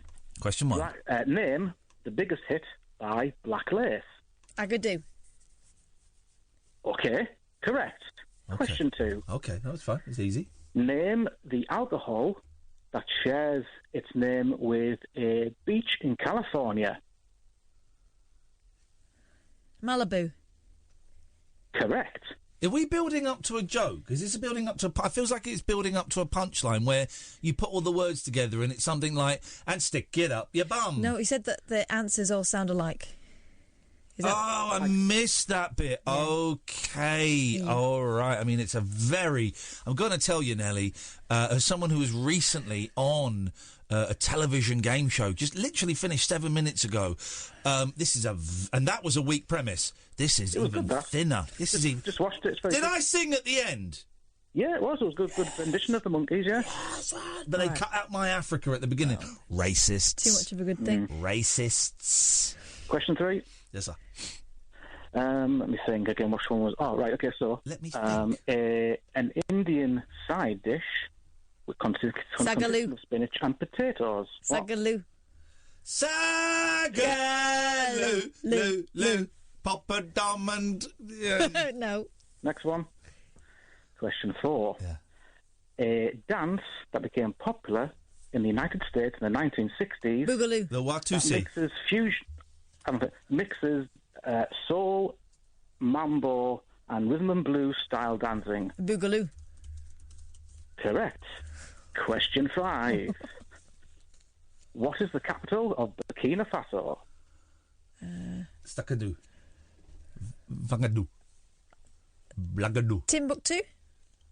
No. What was that, Liam? Blagadoo. He's just making noises. Blagadoo.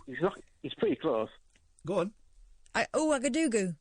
Ouagadougou. That's what I said. No, you never. That's what I said. But you made me remember it. No, yeah, exactly. Because I'm like an instigator.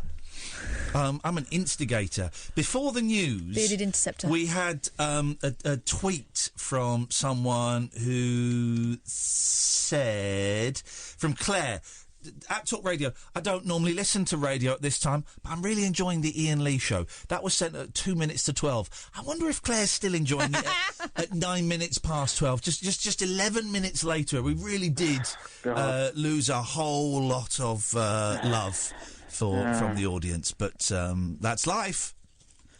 Is that it, Nelly? I think so. What do I win? Justice. 0344 499 1000 is the telephone number. If you want to give us a call, you'd be very, very, very welcome to. I haven't heard the new Madonna song. Any good? I haven't heard it either. Oh, should we have a listen to it then? Yes. What's it called? Madam X? I don't know. I saw some ramblings of hers suggesting who Madam X was. All right, Madam X sounds like a welcome to the world of Madam X. Okay. Hang on a second. Welcome to the world of Madam X. Oh, these are the... is this the lyrics? Madam X is a secret agent travelling around the world. Is this written by one of your kids? Oh, it sounds like it. Changing identities, that's all right. Fighting for freedom, bringing light to dark places. She is a cha-cha instructor. Oh, my God. A cha-cha instructor, you say? It's not even cha-cha, it's cha-cha-cha, isn't it? Well... A professor, a head of state, a housekeeper, and she's just speaking like women in general, yeah? An equestrian, a prisoner, a student, a teacher, a nun, a cabaret singer... A bullshitter. A saint, a prostitute. Oh, my. OK, well, let's have a listen. Here we go. The thing that hurt the most was that I wasn't lost. I decided to call my record Madam X. Oh. What? Sorry? I wasn't lost. Madam X is a secret agent. I am Madam X, travelling around the world. Oh, hang on a minute. Frankly, I'm surprised Madam X has got time to release this sort of stuff. She's hang on, how do we... busy woman. How do we find... So is Madam X the song, or is that that's the album? That... All right, can you find some information about this? Because I thought the song was called Madam X. She looks a little bit Chinesey now. She had some work. This is what I'm thinking. I'm not a big Madonna fan, but I like Madonna. I like the fact Madonna exists. I was going to say that. She makes things more interesting. Like a Virgin is one of the greatest pop songs in as much as... Borderline. No, definitely it is, actually. It's one of the greatest. Because I read a great critique of Madonna, and someone wrote Madonna's greatest achievement was getting a load of 12-year-old girls to dance around singing Like a Virgin Touch for the very first time. And it's a great song. La Isla Bonita is a wonderful song.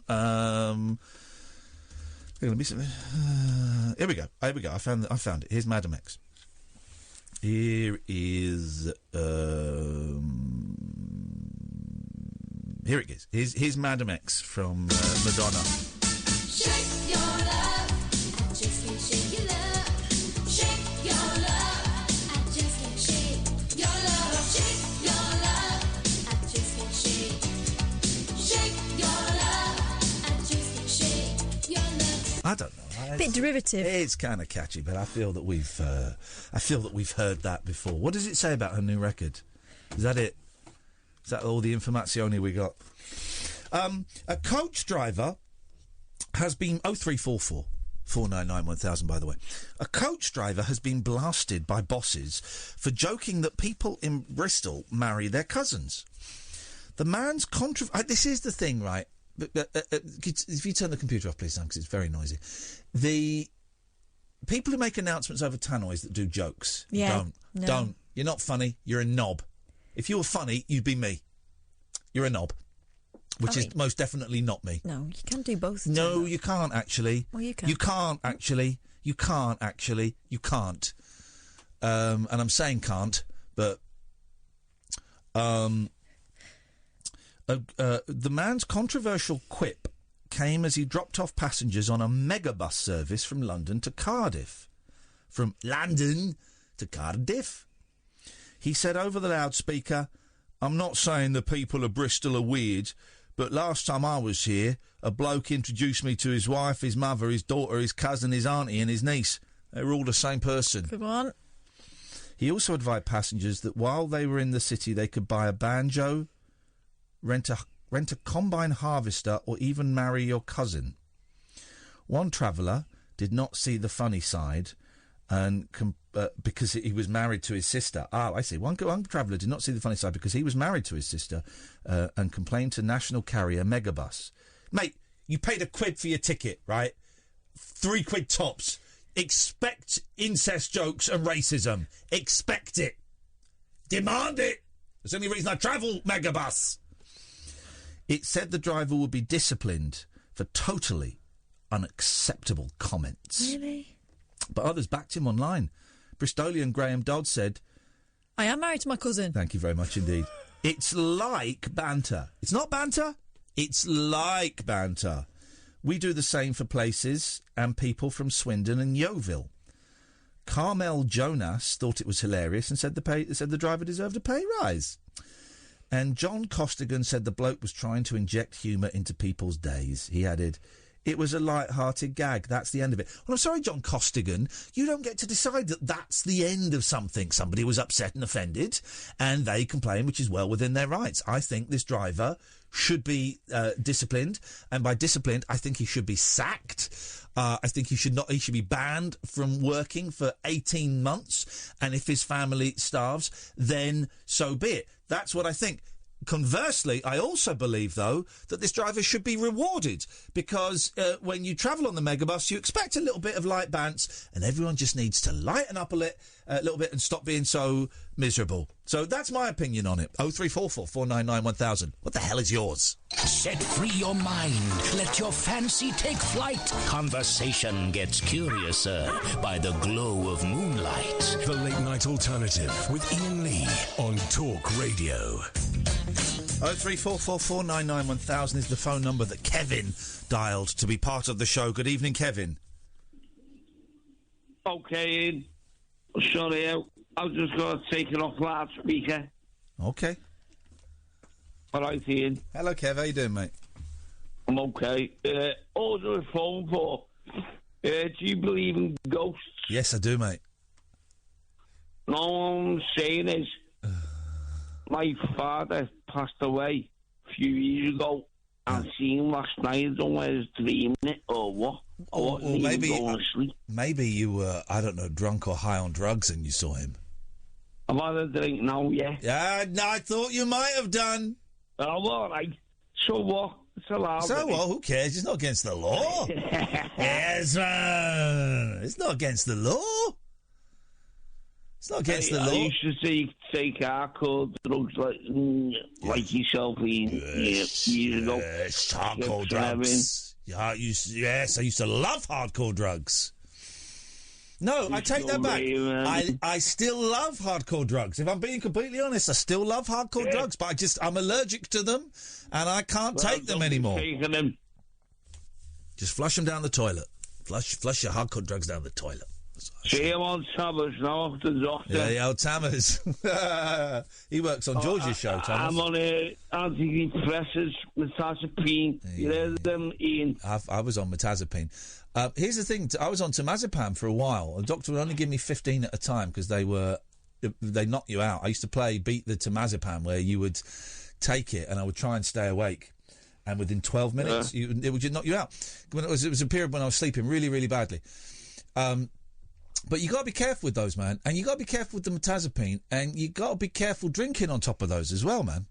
Like them metazapine make you drowsy, don't they? They make you very, very drowsy. They do. And we're having a laugh.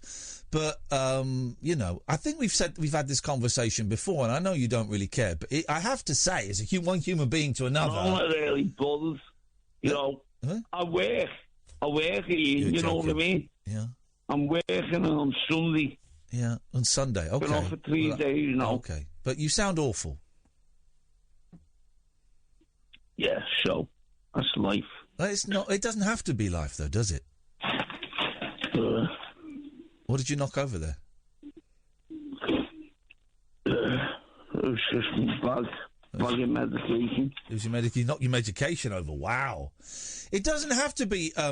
You don't have to be slurring all the time, man. And there's a yellow card. There's a yellow card. Don't swear again. Sorry. And there you go. You see, because I know that you wouldn't have. I know that you wouldn't normally swear on the radio, but you're not quite. You're not quite in control of what you're saying. I'm sorry about that, Ian. You don't need to apologise. It's sorted. It's sorted. We've dumped it. But you're not in control of what you're saying, man. Yeah, I'm all right now. Okay. I'm not going to swear anymore. No, okay, but listen. But you're not even listening to what I'm saying or responding to it. And that breaks my heart. Listen, it was one... You might think you're having fun. Here's the thing. I know you're not having fun. And as one human being to another, as one man to another, as one person who's effed up, to another, that you sound miserable. I can't understand what you're saying, and it breaks my heart, man. If that's your choice... I'm sorry about that. If you haven't got to apologise to me, if that's your choice, then that's your choice. You go with it. But it makes me feel a little bit sad, Kevin, to hear you like this, man. I don't want to make you miserable, because I know you've had a miserable life. Don't you worry about me being miserable. I'm all right at the moment. But it saddens me to hear you slurring and all over the place, man. You're better than this, Kev. You're better than this. Yeah, I know I am. You deserve freedom. My brother was in the our three brothers' grave. I'm not going to depress you with it. No? Okay. My brother and me dad's grave, the buried together. Well, there you go.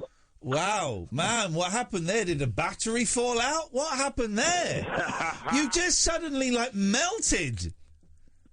Come on, man. I really want you to... I wish you could listen back to this, because you sound lousy, Kev, and you're better than this. Oh, sugar. Sugar, there we go. Well done. All right, man, listen. You will get that Susan. She sounds sexy. Yes. Susan from Exeter. Yes, man. All right, Kevin. Listen, you have a good weekend, man. And you... Take care. Thank you. Calls like that make me sad. They make me sad, but that's life. 03444991000. Good evening, John. Yes. Hello. Hello, John. John's in Colorado in the United States of America. No, I'm in Florida. I'm not in Colorado. John's in Florida in the U.S. of A. in an echo chamber. Yes. My name is Sir John O'Green II. I'm the author of a newly published book called The King of Poetry from the Ancient Shores of Ireland. John, did we had you on before to talk about your book, didn't we? Yes, but I got a new book out now called The Chronicles of the Wizard of Babylon. This is awesome. Here's the thing, John, hang on a minute. I'm really glad, because your wife phoned us up a few weeks ago, and I want to talk to you, but, it's not the greatest line in the world. Sam, can we try and call John back? Is that possible? And see if we can get a better line, because there's a weird echo on there, and we had John on before. Is he listening on his computer? Is that what's happening? That might be it. Ask him if he's listening on his computer, if he can turn that off. There's some weird echo going on there. If he could turn the computer off or something, that would be awesome. If you remember, John just phoned us up, texted us at random years ago, because he'd written a book. And then his missus phoned up a few months ago and said, he's got a new book coming out. We said, let's get John on. And John is back. And we're going to find out all about his new book. It'll be on Amazon, won't it? Let's go to Amazon and wait for John to come back. And we're going to find out about his book. And we're going to get it and we can see it and people are going to buy it. We're going to make it number 25 in the book parade. The book parade. The book parade. That's exactly what we're going to do. We're going to find it. We're going to buy it. We're going to share it. John, is that any better? Yes. Have you got, John? Can you hear me? Yeah, but I can hear an echo. Have you got, your computer or speakers on or something? Yeah, I got my my speakerphone off. On. You want me to go ahead and turn that part off? Turn that part off if you can, because it's making a weird echo that's making it a bit tricky to follow you. Okay, can you... It's gone! Yes, brother. Can you hear me better now? We can hear you, mate. Give us the name of your book, John. Okay, my new book is called The Chronicles of the Wizard of Babylon. The Chronicles and it's by my alias, Sir Uriel Enoch Sinclair. I love you, man. I love you. It just came out, and it's about to be on iTunes.com, Amazon.com, Kindle.com, Nook.com, and BooksAMillion.com. Okay, hang on a minute. And it's going to be in stores all across the country, across the United States. And the last time I talked to you guys, you told me when the new book comes out, call you back and let you know. Dude, about yes, it. Definitely, so, man. As soon as it came out, I gave you a call. Thank you. Right now, give me because it's not listed. It doesn't look like it's listed on Amazon.com yet. So give me your pen name again. Yes, the pen name is Sir. Yeah. Uriel Enoch Sinclair. Hang on a minute. How are you spelling Uriel? Uriel. Like Uriel, the angel of knowledge. Okay, yeah. So Uriel. Mm-hmm. And it's called Uriel. Yeah. Enoch. E-N-O-C-K. Yeah. Or actually E-N-O-C-H. O-C-H. Uriel Enoch. And the last name is Sinclair. Like Sinclair. I got Sinclair. Like Sinclair. spectrums. Yeah. Okay. Let's have a look. There we go. The Chronicles of the Ancient Wizards of Avalon. It's It came out on March the 18th this year, And this book is dedicated to all those readers who have lived a hard life and received or shall receive divine intervention from the great creator and who are intelligent... Excuse me, I burped then. Intelligent enough to know the fine line between mythology and reality sometimes disappears, and they both join together as one. For one human's junk is another human's treasure. I got some junk in the trunk. And one human's superstition is another human's religion. I love it! Tell me about it, man. How long did it take you to write, and what is it about? It's about a boy that was born from a royal family during a time of despair when England was at war with France, and he didn't know until later on that he was heir to the throne, that he was going to have to go through certain trials and tribulations in life in order to earn his right to the throne. And I think I think everybody really liked the book because it's got mystery, history, war, love, politics, a little bit of poetry, not as much as the first book had, and it definitely has a good thing. It's a combination of reality, fiction, and it has a little bit of my own true life mixed with it. Oh, really? How long did it take you to write? It took me 2 days to write the second book. Wow! How many words are in it? I believe there's 100. I believe there's 104 pages. And it took you 2 days. What are you, some kind of genius? What is this pouring out of you? Well, by the time the publisher got done editing it, they turned it into, I believe they turned it into like 40 pages or something like that, because they ended up putting 2 pages on 1 page. Oh, okay.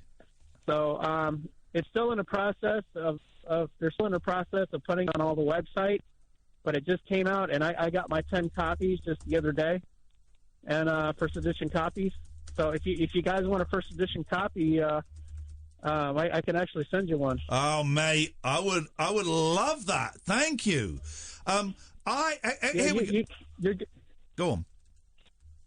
Your address is your address is listed on your website, right? That's on there, and my name is Iain Lee. If you send it to Iain Lee, then you will get it. I've just done you a favour. It's listed on Amazon.co.uk, right? And yes, sir. And listen, this might be considered a little bit naughty, but I just left you a 5-star review for that book because I like the first one, and I know, and I like you, and I know I'm going to love this book. So I don't know if it goes against the rules of Amazon. I don't care. It will take a few days for it to pop up, but I have just left you, sir, a 5-star review, and I've just asked all of my Twitter followers. What are you pulling that face for? No, I'm just looking. What are you saying? I have just asked all of my followers on Twitter, and I ask all of my radio listeners to search for Sir Uriel Enoch Sinclair on Amazon.co.uk, and please leave a 5-star review. We are gonna 5-star review the heck out of you, John. They gave me a 5-star review. It would take. I appreciate it. And here's the thing. want It might not show up on Amazon.com. I think if I do it on .co.uk, it might not show up on .com, and it will take a few days for it to show up anyway. But I reckon if you look on Monday, there should be a few 5-star reviews for you, brother, because I think you deserve it. I appreciate it.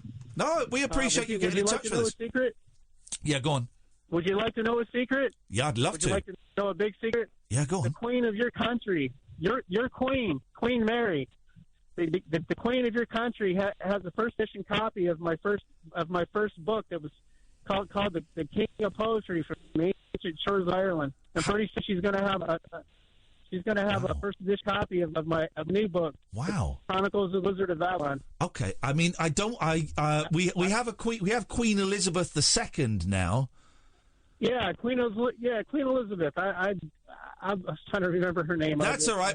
I wish we could forget it, but man, she's everywhere. I bumped into her today in Tesco. How did she get a copy? Did you get set? She's the best queen there is. She's the best one we've had in about 60, 70 years. I can't remember. How do you know she's got it? Did you just send one to Windsor Castle or something? Because I got a letter. I've got a letter in my house from her secretary thanking me for sending her a first edition copy. Wow. My newly published book called The King of Poetry. Wow. And I also have a letter from Mr. Higgins, the President of Ireland and President of the United States, thanking me for sending them the new edition copies, because the publisher told me they were only doing half the advertising. Yeah. They had to do the other half, but they didn't tell me how I was or wasn't supposed to. So like Frank Sinatra, I did it my way, and I sent first edition copies, my newly published book, to every leader of the world except for Vladimir Putin. Screw that guy. King Jong of Korea. Yeah, screw that. Screw those guys. Well, this is what I like about you, John. You found us because you were just looking online and you thought, I'm going to give them a call. Your wife promotes you. You promote yourself. I think you're an inspiration to the youth. I think you're an inspiration to people that want to make things. And you should be very, very proud of yourself, John. And I wish you the very, very best of luck with this. And I'm hoping that those 5-star reviews are going to start popping up in the next couple of days, man. You deserve it. I sure appreciate it, Ian. Hey, listen, I will be sending you your first edition copy. You're a legend, man. You're a legend. Seriously, man, I really appreciate you calling us. It was nice speaking to your wife. I think it was a couple of months ago now. And I wish you every success with this, John. You deserve it, brother. All right, man. I appreciate it. The Little Neighbor Boy store is standing next to me, hearing this conversation between me and the British time or the talk radio. Here we go. You can't believe it. I'm sitting here talking to England right here in front of them. You're speaking to England, you're speaking to Scotland, you're speaking to Wales, and you're speaking to Northern Ireland, and you're speaking to listeners all around the world. Say hi to the world. Say hi. Say hello. Help, let me out of here. He won't let me go. He's got me prisoner. Hello. Tell him who you are. Tell him who you are. I am Dominic. I'm Dominic Eggers. I'm Dominic Eggers. Okay, well, listen. All right, it's got even weirder now. All right, guys. Hey, listen, we got to go because I got to go to an ad break in a minute. But listen, I wish you the best of luck. Thanks for calling, John. Take care. Appreciate it, sir. Thank you, buddy. There we go. Listen, go and leave the guy a 5-star review. What's it going to cost you, man? I know it's The Chronicles of the Ancient Wizards of Avalon.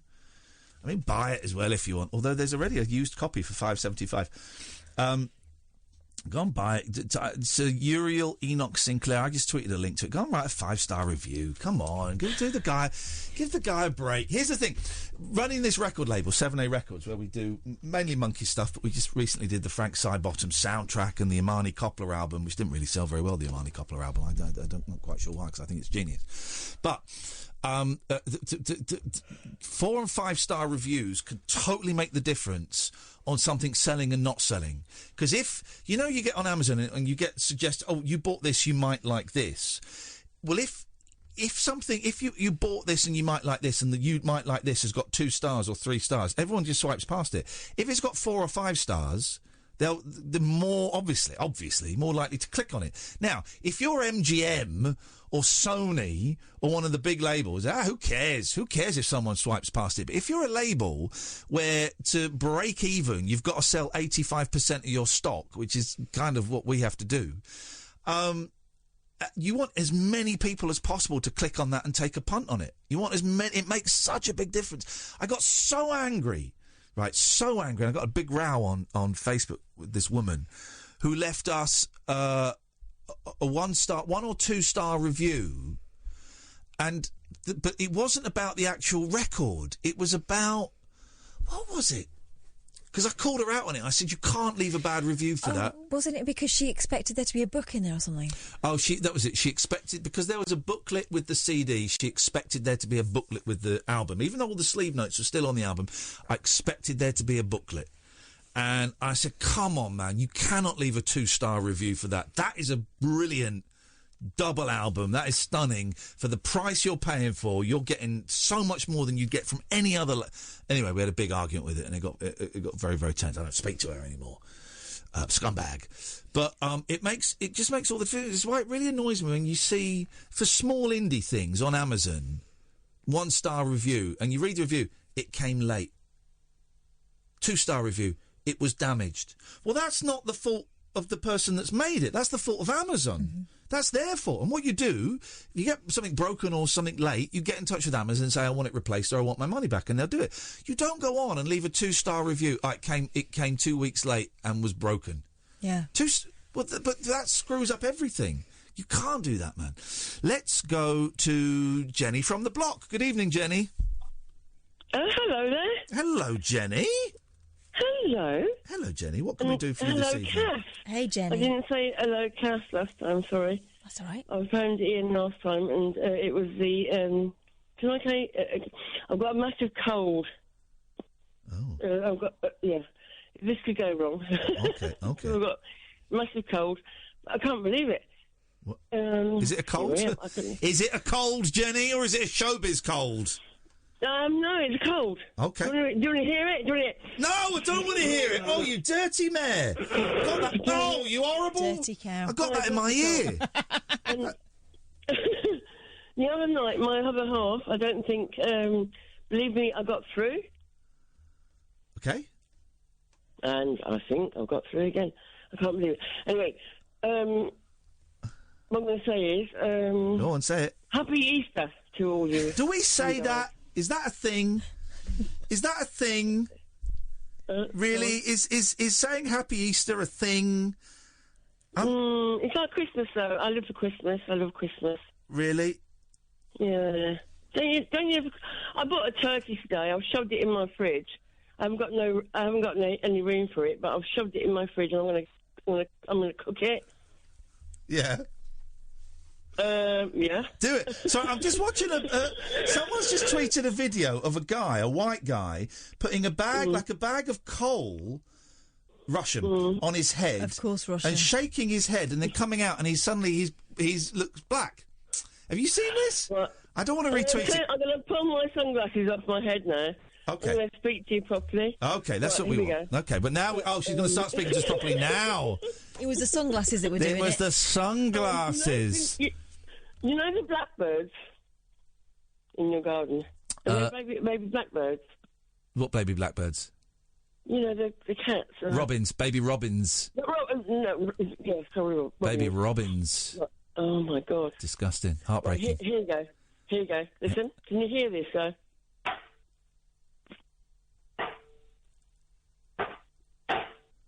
Can you hear that? What's the noise? 0344 499 1000. Do you recognise the mystery noise? What is that? I don't know what you're hitting something, obviously. No, I'm hitting Hitting the bottle. I was hitting the bottle earlier. I know. Oh, I can tell. God. I can smell it. Anyway. Is she falling in?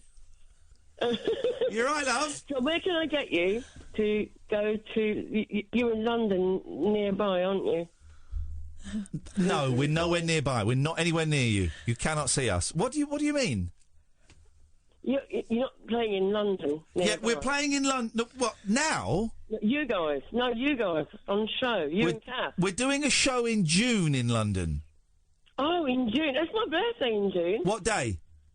Well. Tuesday. I'm the 19th. I'm the 9th. I'm the 9th. Oh, you're 9th? Oh, you're 9th. 10 days, 10 my days. My brother's the 9th as well. There we go, you see. Oh, my God. Are you a brother? It's meant to be.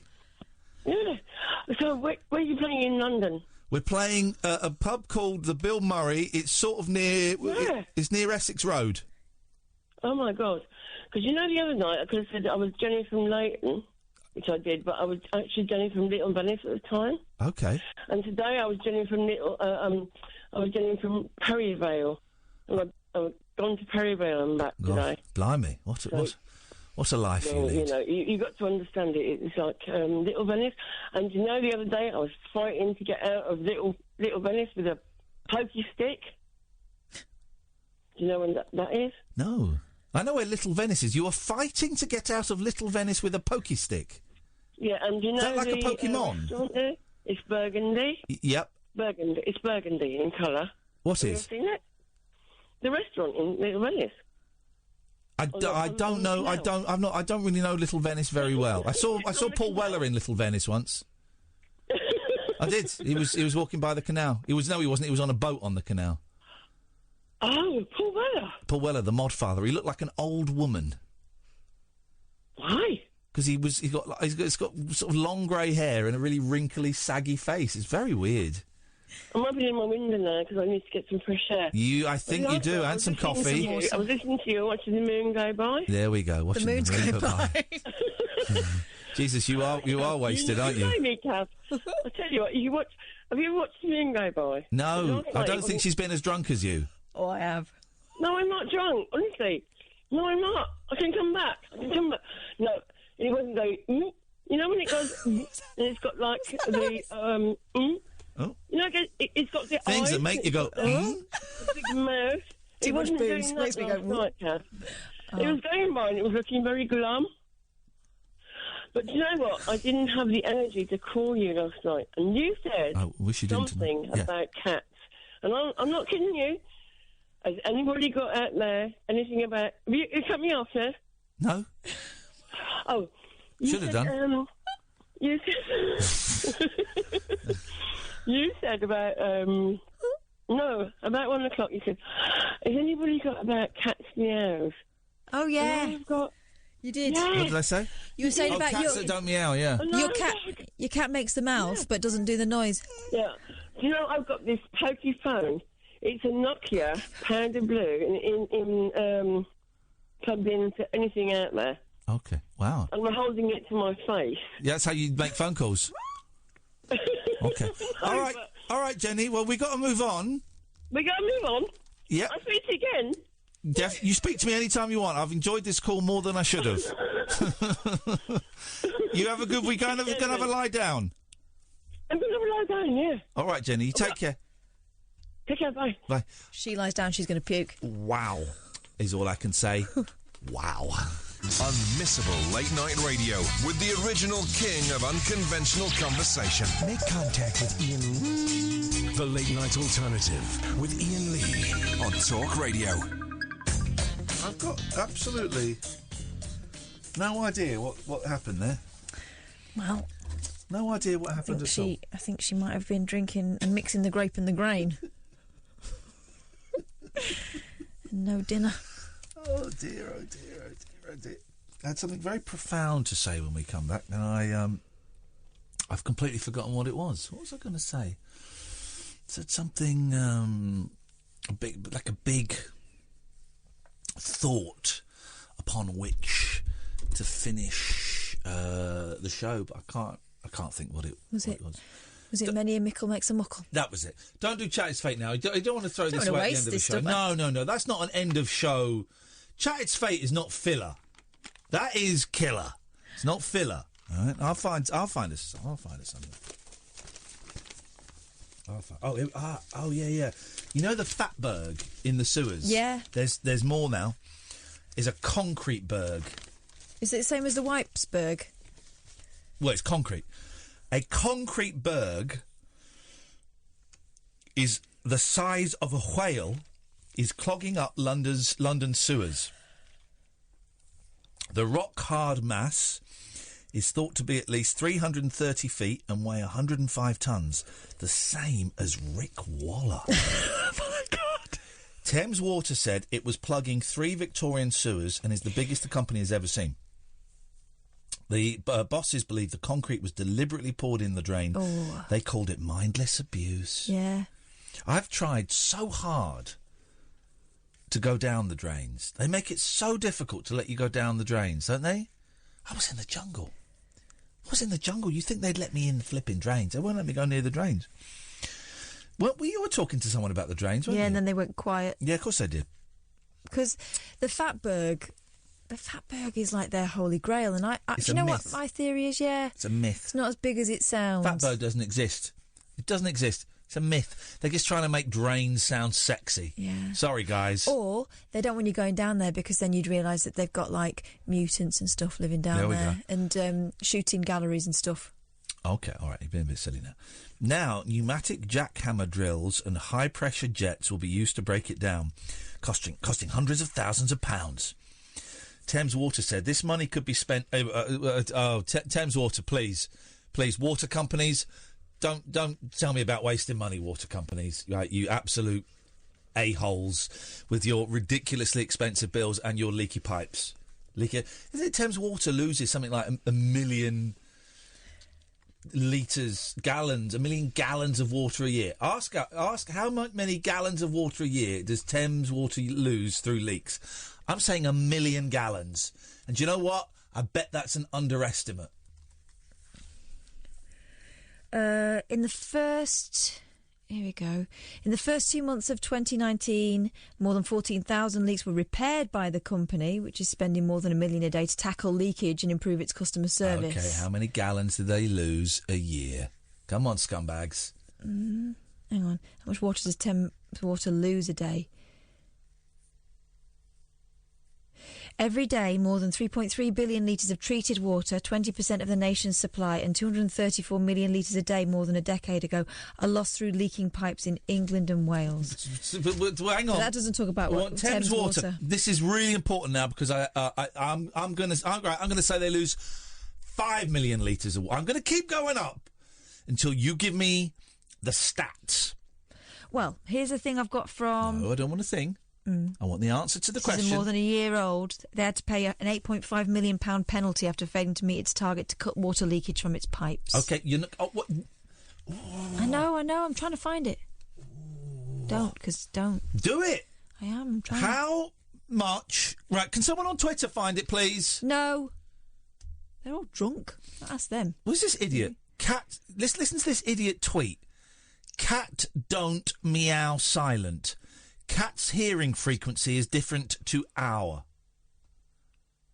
Cat don't meow silent. Cat wrote that. Cat's hearing frequency is different to owl. Grow up. Grow up. What on earth are you talking about? Come on, guys, please, someone. We've got literally minutes to go before this weekend, and people forget. And come on, Catherine. They're only giving me the positive picture. Of course they are. They're scumbags. So I'm looking. Hang on.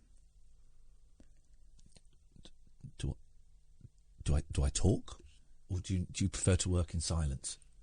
Just don't hector me. I'm not Well, you are hectoring me. Just don't stall. Don't stall. I've got something from 6th of December 2018. Thames Water leak woes hit profits. Can we please? Don't tell me you've got something until you've got the thing that I asked for, because that is not helpful in any way. I haven't got a figure. Right, so you haven't got the thing.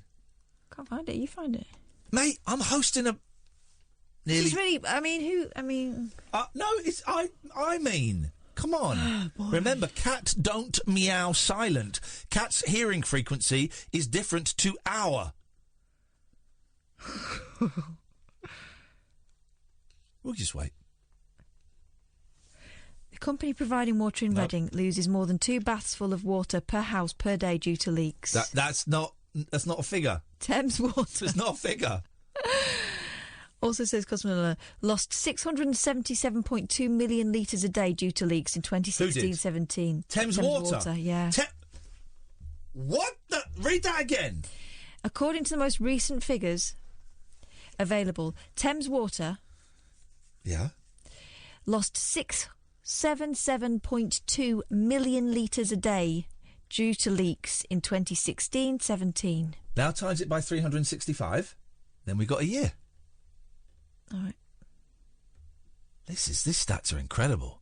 Yeah, they are, aren't they? That's incredible. I said 1 million and gallons and litres. I know there's a slight difference, but I was well off. 677.2 times 365. We're going to be generous. Equals... It's not a leap year. Oh my God! Well, a lot. There you go. That's BBC training for you. Read that out and then put a million on the end. 247,178 million. Yeah, I'll read it. Fine. It's just a number. Or let me look at it again. That's 247,178 million. All right. How many millions in a? Sam, come on the microphone, because Sam knows maths. He's young. So you know about how many millions in a billion? Is that 247 billion or 24.7 billion? No, I think that's in the trillions. Oh God! If it's 200 and something? 247,000 million. 178 million. Yeah, so if it was 1,000... Hang on, is it a million millions in a billion? It's... Yes. So 6 noughts is a million. Yeah, I know that, mate. 9 noughts is a billion, and 12 is a trillion. Anyway, a lot. A really lot. Let me write... No. Give me that. We're going to write it down. Oh, my God. So we're going to write it down. What is it? So we're going to make it easy. We're going to say 247,000. So 247,000... Million.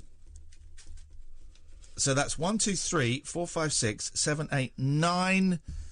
So that's 9 noughts. That's a billion. So 247 billion. There you go.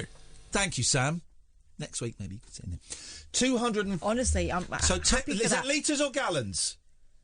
Because if I say gallons and it's litres, that's libel. Litres. So Thames Water. So at last we reach a conclusion.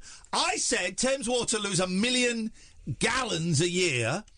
We now have evidence they lose 247 billion litres a year, and these a-holes, you better have this right, these a-holes are having a go at us for pouring cement down our lavies and our drain holes? That's insane. The concrete was found under a busy junction in Islington, North London. That's Jeremy Corbyn's fault. Clearing it will disrupt traffic for weeks. It is... What the hell is going on, man? Outrageous. Frank Spencer. Look at you. You've been hanging out with those protesters too much. You're all jiggy. Sit down. Sit down. I'll be with you in a second, Okay. Kellner. It is likely... You're late, Kellner.